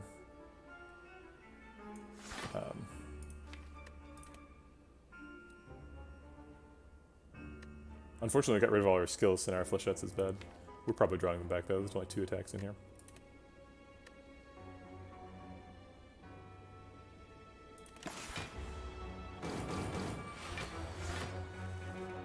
I totally forgot we had Ice Cream, because this is the first time fight when we've had Ice Cream.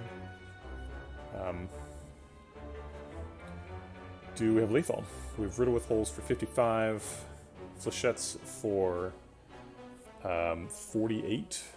55 plus 48 is 103. And then Hyper Beam for 139. 152. Yes, we do. Wow. I'm going to count that up again just because. 55 plus 48 is 103, right? 55, 48, 103, yeah. And then Hyper Beam is 137. Wait a minute, did I get 109 last time? Yeah, it's only 103. Okay, and then plus Hyper Beam is 137. So we get 150 this time. We're off by 1. That was... I'm glad I recounted. Maybe we do more damage with Flying Sleeves than something else. We could like Flying Sleeves and play Slice twice. So this does 24 damage plus 13, so that would do 37. So yeah, we actually do more damage by skipping Hyper Beam here. So the line is Riddle with Holes, Flechettes, Flying Sleeves, Slice, Hologram, Slice, and that's lethal. And I'm not going to count that out again because I've done it twice and I'm pretty confident.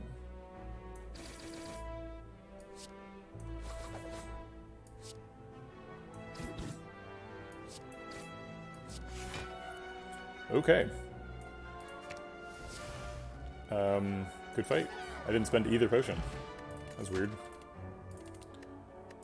I don't think we take rebounds. I don't think we take any of these. Immolate's kind of good against Act 4 elites, but we don't really need that to happen. Okay. Expertise is super bad. Do we take? Is there anything we're excited to rebound? We could rebound like Slice or Hyper Beam. No, I don't think we need any of these. We'll skip it. I think Blessing of the Forge is better than Gambler's Brew, probably. Upgrades a whole handful of stuff. We're pretty much full health. We could take an upgrade on Recycle. Recycle just gets better and better with Ice Cream, so I am not against that. We have to fight 2 elites, though, so just getting 21 health is pretty good. Fine. All right.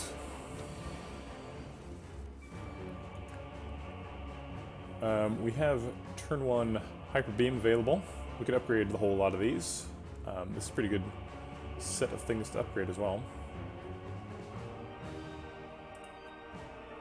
Okay. Then we could Inflame and then Hyper Beam for massive damage.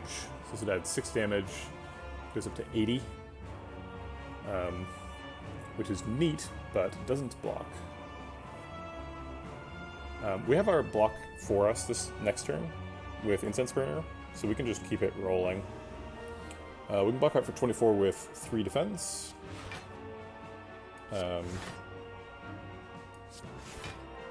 And then I guess we'll just Inflame because we can. I guess I should have just saved the Inflame for next turn. There was no reason to do it then.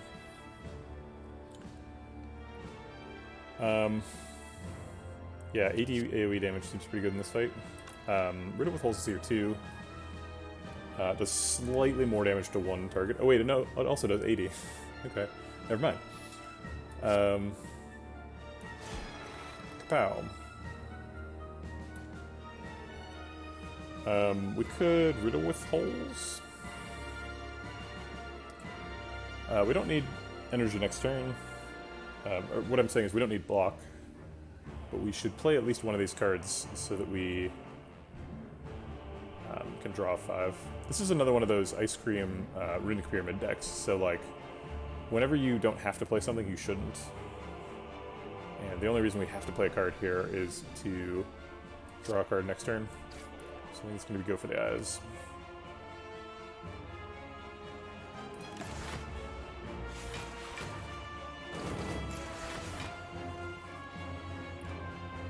Okay. We need to block for 30, and, you know, set up to kill Donu at some point. These block for 15. That blocks for 8. I wish that I had Core Surge, but it's late. We could Charge Battery, Hologram Charge Battery. That blocks for 17. And then Survivor, so it goes up to 25. No, 25 is kind of a bad number. If we block for 25, we block for 29 total with this one, Thread Needle. So we take 1 plated armor damage, which ideally we'd like to avoid. Is there a card in the discard that blocks for 9 or more? No, there's not. We could Distill Chaos, and good outs would be either Core Surge or I don't know what else we want to hit. Let's just do it and see what it does.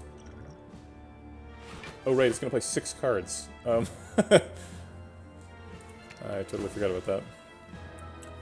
Choose a card to exhaust. Let's get rid of this Windmill Strike. Get some extra energy. Okay, so we managed to miss Core Surge, even though it was one of the few cards we wanted. We do have 7 energy, so we could just fasting, but then we're going to start getting 2 energy a turn, and that will kill us eventually. We're currently blocking for 20, so we need to block for 10 more. That sounds like Charge Battery Hologram.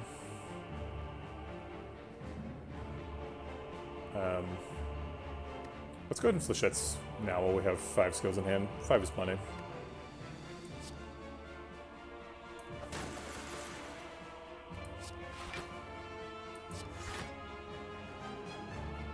And we'll take back Hyper Beam.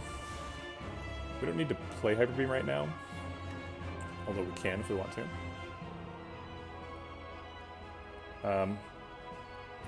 Riddle with Holds is doing 45, Hyper Beam's doing 40, so we're up to 85. Not enough to kill Donu.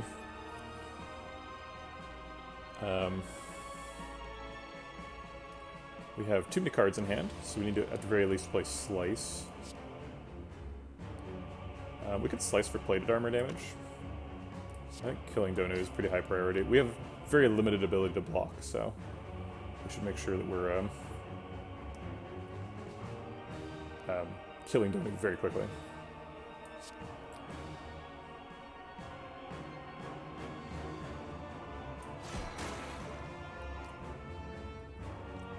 We'll play Flying Sleeves over Riddle with Holes.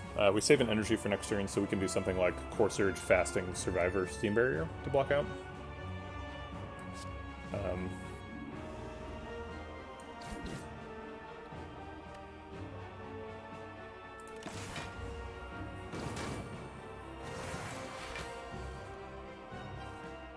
Alright, he's sitting for 36. So we need to either kill him or block for 36. It looks like we can kill him pretty easily. So, just like Fasting, Core Surge, or sorry, Core Surge, Fasting, Flechettes does it. We don't need quite that much damage, but it's hard to do less. Core Surge, Flying Sleeves is not enough. We do 17 plus 26 is 33. Wait, no, it's not. It's 43.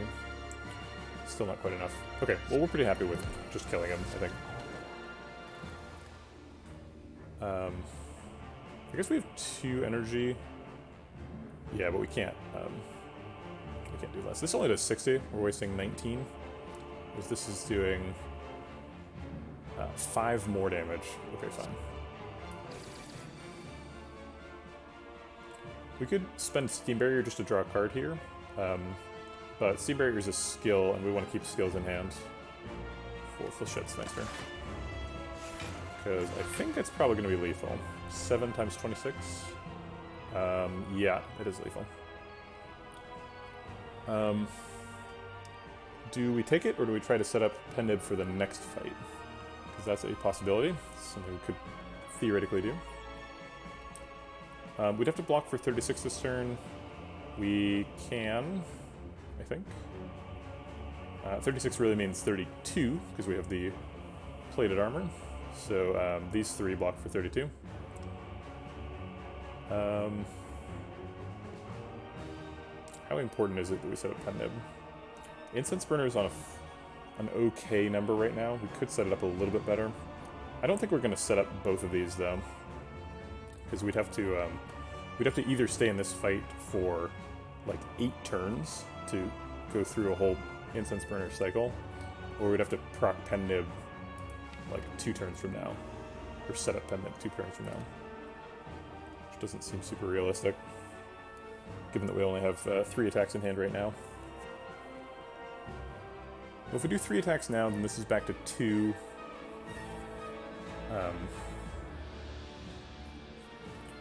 And then next turn we play 3 more attacks. It's up to 5, and then we kill him with it on 8. That's probably better than killing him now. Plus, he doesn't get to attack again. This is his last attack.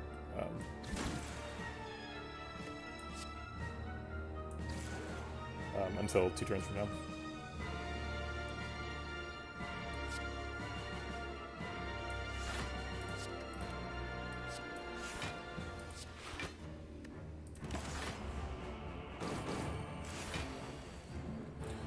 Okay, we do have 3 attacks here. This does 65 damage, so that sets him up pretty well. 65 plus, plus 27. Oh, that's too much, huh? 65 plus 27 is, yeah, it's too much. Okay, so we need to play... We can recycle and get rid of 2 skills, which reduces the damage by 10. Or by 26. Are we in danger of not being able to kill him in an emergency? Worst possible hand does not kill him next turn, because we have Charge Battery, Defend, Triple Daze. Okay, so we'll hold on to Flechettes. Oh wait, we can shrug it off to see...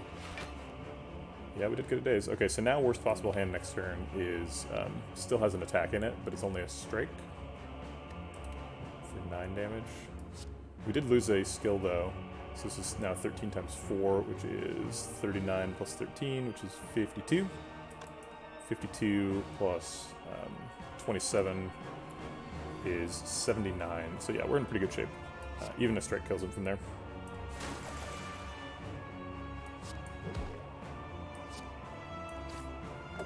We're not setting up Pen Nib super well. We're just setting it up on like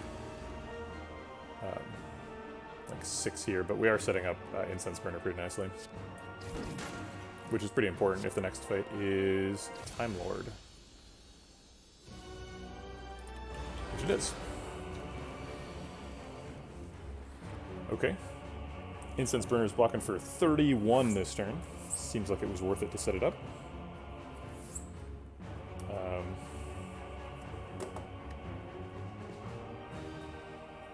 Okay, we can hold Go for the Eyes because he'll be attacking again probably soon.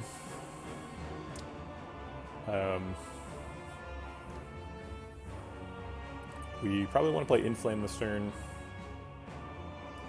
We're already blocked out. So it's like Inflame, Flying Sleeves, and we don't play any attacks. This fight is extra confusing. This takes the whole Ice Cream Runic Pyramid thing and cranks it up a notch. This is like... There's... all your energy retains, all your cards retain, but then the number of cards you've played also retains. Very confusing fight.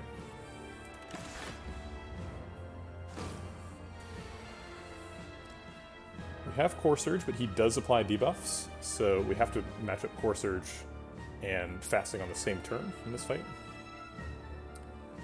We need to block for 24. 24 means 20 because we have Plated Armor. Blocking for 20 is going to be a bit of a challenge. We can do it with Shrug It Off, Survivor, Defend. But that's all of our block cards.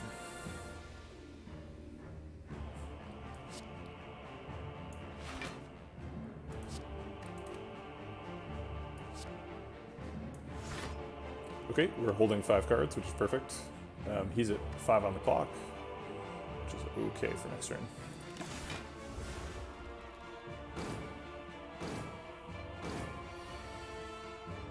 We were allowed to hold 6 cards there because we had draw reduction, but whatever. Probably should have weakened him last turn. I think it would have saved us a card, but I didn't think about it for whatever reason. So let's weaken him now. Okay, so now we only have to block for 12, which means we only have to block for 8. So we can use Dodge and Roll Defend.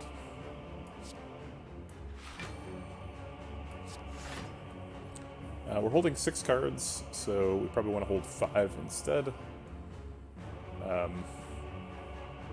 We could recycle something. We could recycle Slice. Slice is pretty bad in the fight. That does spend 1 energy, though, instead of gaining any.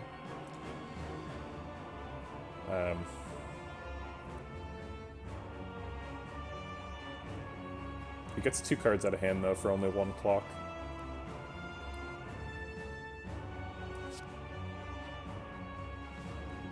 Wait a minute. Oh yeah, I am blocked out. Okay.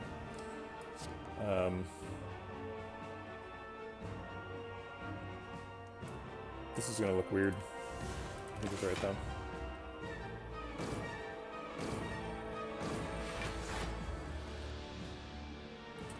Okay, we need to block with 3 on the clock. Still haven't drawn Fasting. Fasting's in the bottom of the deck.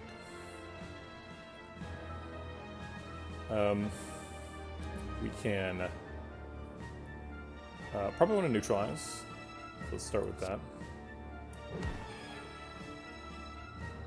Right, we have Pen Nib set up. So we're blocking for 8 currently. We need to block for 11 more. Steam Barrier Defend does that, although he's going to get extra strength. So we probably don't block out. Probably taking a little bit of damage here.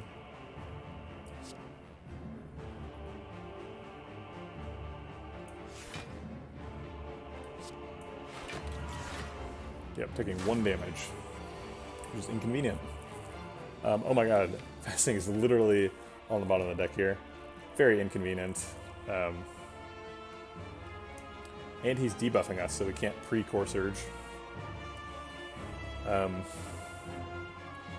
We can just fire off a Riddle with Holes. Do a bunch of damage.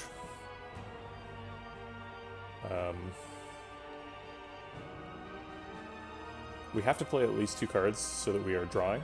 Let's see, we have a full hand, right? 3, 6, 10, yeah. Okay, so we have to play 3 cards. First one is going to be an attack. The one that does the most damage is Riddle with Holes, so let's do that.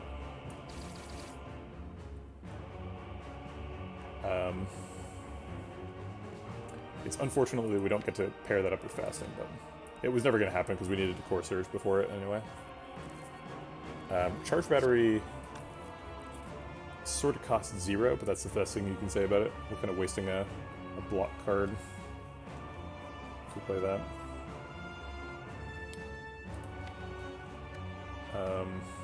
We could hologram a Recycle and then recycle something. It's such a weird fight. Maybe we just Hyper Beam. That gets Hyper Beam into the next shuffle.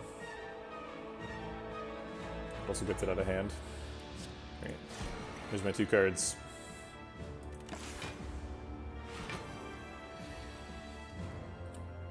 I can't be frail. Alright, we're blocked next turn. So this turn we need to block for 45. Which we can't really do because Fasting was so late. We can block for 8, 15. We're already blocking for 3, so that's 18. Yeah. Okay, so we could Core Surge Fasting now. Core Surge Fasting Defend Plus. And Charge Battery. It's 5 energy turn. So then we get 3 extra block on these. It's 11, 21, 24. Take a bunch of damage. Lose 2 plated armor. Yeah, I don't see a way around it, unfortunately. We do set up Flechettes. We need that strength for Flechettes to be good.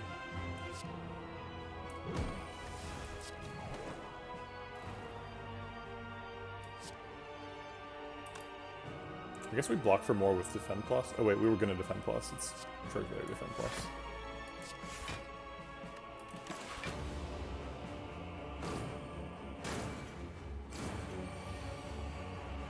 Oh my god, he's not attacking on our intangible turn.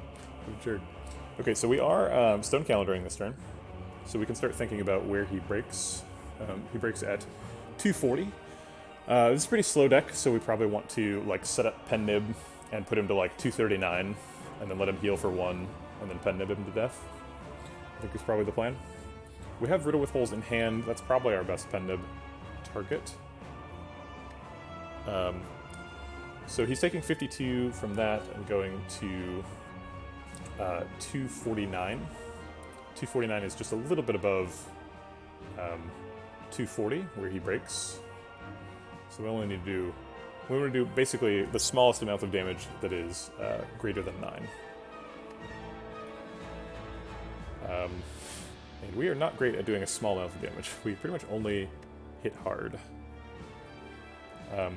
It's also possible that we can just spend 6 cards. If we can spend 6 cards this turn, that we can blow them up in 2 turns. With the stone calendar proc here.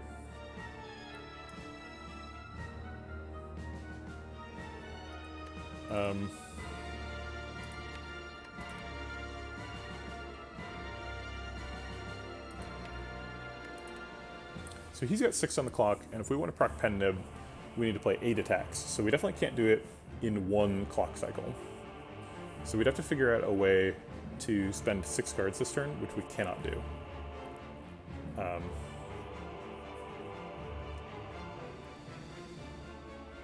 Okay.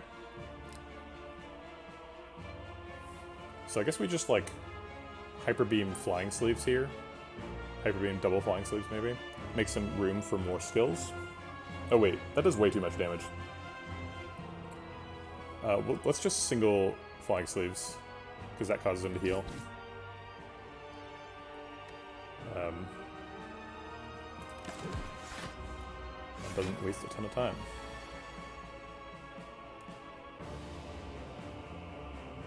We could dodge and roll this turn, but we can also just pass. If we pass, we just go up in energy. Dodge and roll blocks for 7 and draws a card, though, but it only leaves us with 4 cards for next turn. And it's a Flechette's ammunition card. I think we just end turn.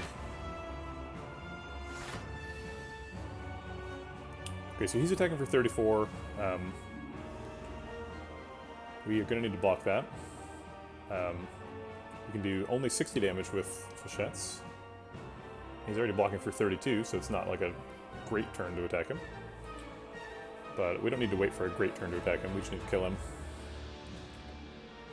We have 5 on the clock, so this is one of them.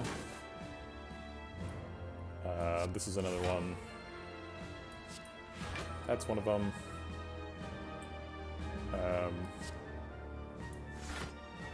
That's one, and then I guess we hologram something back even though we can't play it. No, maybe we Hyper Beam or Flying Sleeves. We're taking some damage. Let's see, how much damage exactly? Because we kind of want to go to 35. So as long as we're not taking so much damage that we go below 35 this turn, we can try and manage damage in the future.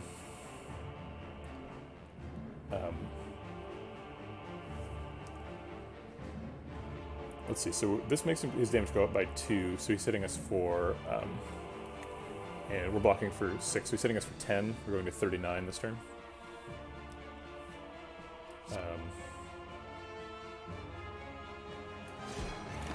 Okay.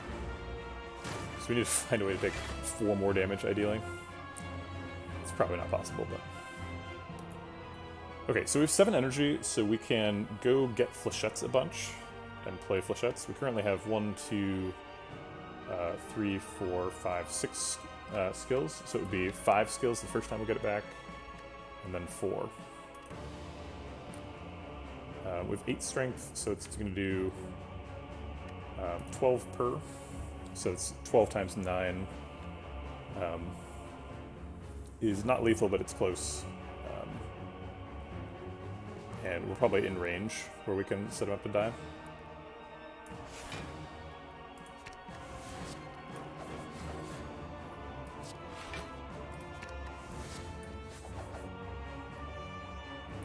So Riddle with Holes sets him up so that Flying Sleeves will kill him, and we can be weakened. We can't be frailed. But we have Windmill Strike Flying Sleeves, so I'm pretty sure we kill him even through a week in the future.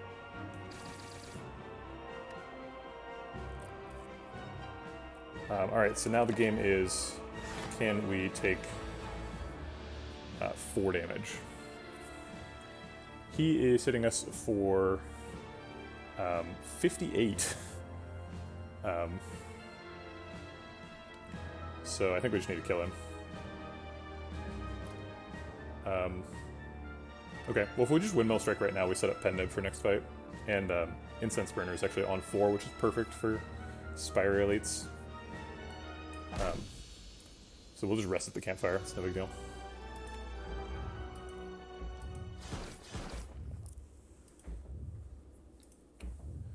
Yeah, there's a lot of side quests in this fight. All of our relics want us to end the fight in specific configurations. Meat on the Bone wants to end at 50% health. Pendib wants to end on a certain attack count, and Incense Burner wants to end at a specific turn. But I think we set them all up pretty well. I think it's pretty hard to justify that the recycle upgrade is worth 8 health, but maybe it is. Maybe it's fasting upgrade is what we really need. I could see fasting upgrade being worth 8 health.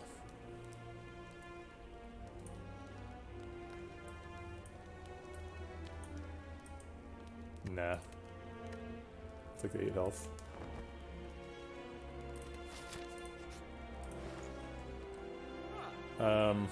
Balding Bash is kind of good in the next fight.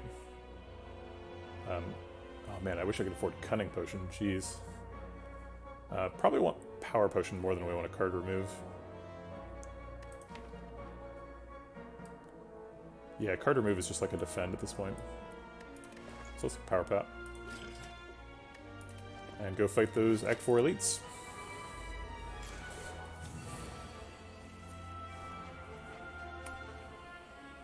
Alright. Pendib is all set up, but we have nothing to spend it on. We could spend it on Go for the Eyes, but that's kind of a waste. Let's see what's in this Power Potion. This could be any power in the game, because we are playing all 4 classes. So, let's find out. Get 2 copies of Fasting, or 2 copies of Well-Laid Plans, 2 copies of Caltrops. Well, 2 copies of Caltrops would be pretty good in the Heart fight. Unfortunately, this is not really the Heart fight. I'm sad to say. I think 2 copies of Fasting is Suicide. We don't need Well-Laid Plans at all, because we have Rooted Pyramid. So I guess we take the Caltrops.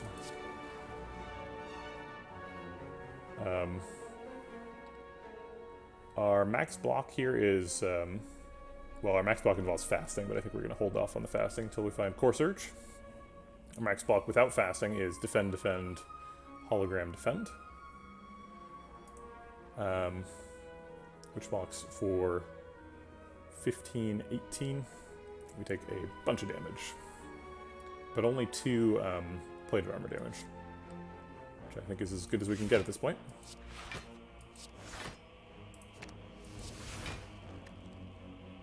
Really crummy start.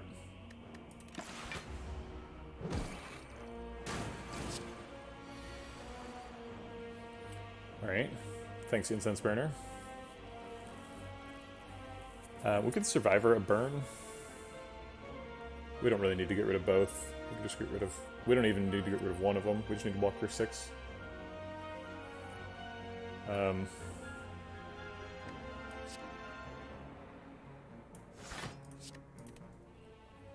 We have 6 cards in hand, so we should probably get rid of at least one of them.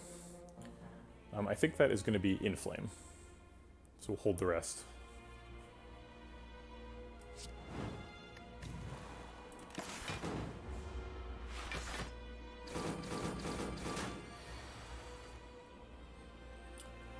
Okay. So we can turn around pretty easily if we want to, although we've been saving our Pendib for the entire fight so far, so it seems like kind of a waste to turn around with Go for the Eyes now. That Core Surge has been very shy. We need you. Where are you? We're taking 12 plus 57 damage, which is a lot. We can't turn around by killing Spire Spear, we're not close.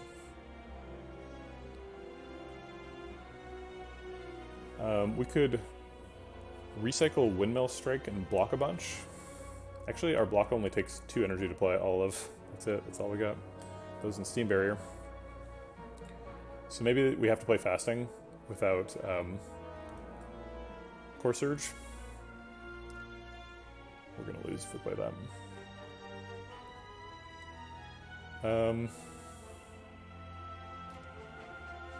We need to turn around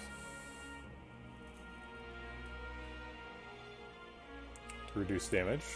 We can't apply weak because they have artifact. And unfortunately, weak has been a lot of the way we've been blocking throughout the run. We've had a bunch of weak. We've been using it on people. We got away with the Donu Deka fight despite them having artifacts because we just hyper beamed them. Did a ton of damage.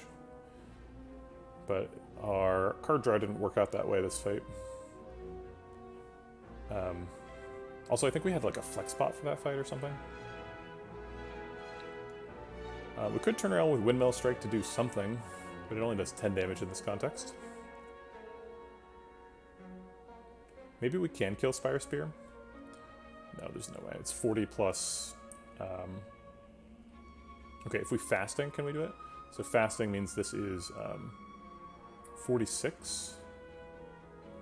46, so he's at 110. And then Flying Sleeves does 24. No. We would need 3 more copies of Flying Sleeves, and they would all have to cost 0 somehow. We do go for the eyes. So we do have two 0-cost attacks, but that's not... They don't do as much damage as Flying Sleeves. And 2 is less than 3. Good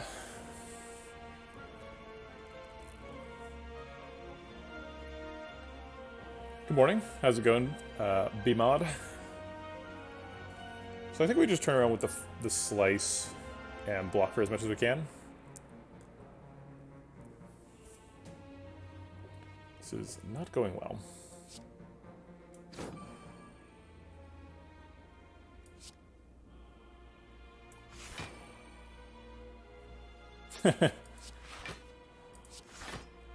Sorry about the ads. I apologize. I honestly wouldn't run ads if Twitch would ask me if I wanted to run ads. I would say no, but they don't ask. They just say, "Oh, you're an affiliate. We'll run ads for you now." I understand why they don't want to have an extra checkbox between them and their money, but you know. For me, this whole stream is an ad. This is me trying to convince people to eventually buy my video games, so I'm just here trying to build a community, and ads are not really a part of a community. Ads are kind of a obnoxious intrusion. Those are my feelings about Twitch ads. I guess we strike to clear hand size, so that we can maximize our chance of drawing fasting. Yeah, you cannot choose. If you are an affiliate, they're going to run ads for you. I looked for how to turn them off. Maybe I missed it, but did not see it. Alright, well on the plus side, Meat on the Bone is now active. On the downside, we still haven't found Core Surge or Hyper Beam. We're facing a guy who's blocking for 100. So we're not getting through that. We only have 2 skills for Flechettes, and one of them is Recycle. I would like to use Recycle to get rid of a burn. Probably using both skills here, Recycle and Defend.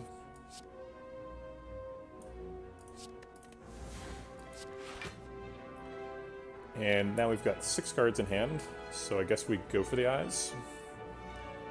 Just to clear one out. Obviously without changing our facing.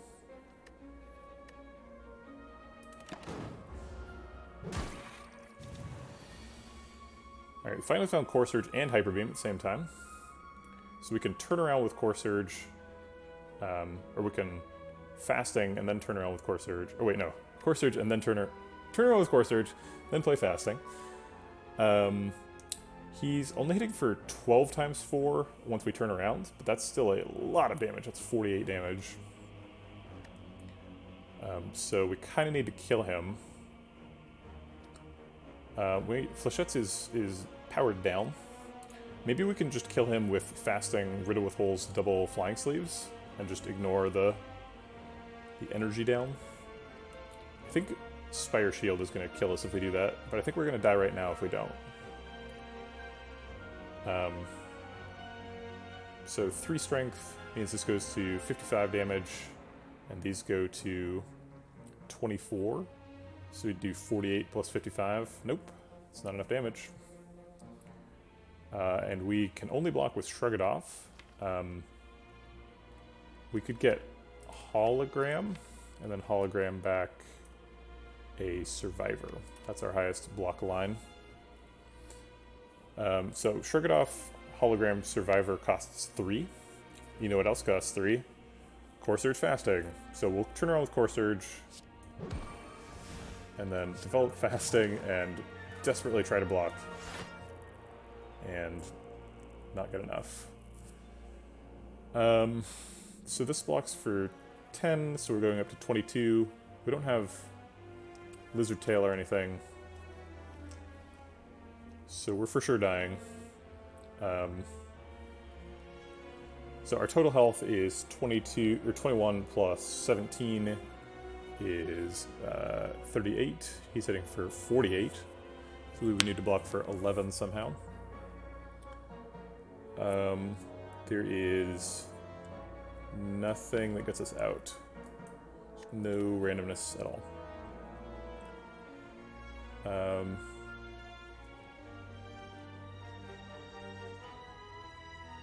Darn. This does the most damage.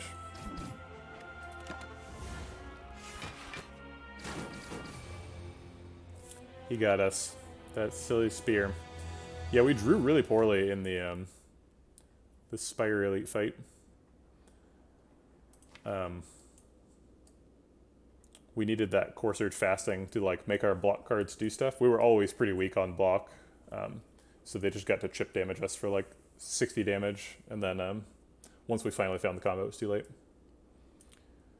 If we'd survived that fight, we would have gotten to heal with Meat on the Bone and get a potion. So it was possible that we won that fight. That if we won that fight, we were killing the heart. We weren't like super well set up for the heart though. So I think even if we got there, we probably weren't winning. Yeah, this game's really hard. But I am glad that I took the last key, because I could have taken the technical victory, but we got a legit victory, because if you beat Act 3, it does count as a win. If you're climbing Ascensions, you get to go up an Ascension. So yeah. But then we died, so it doesn't feel like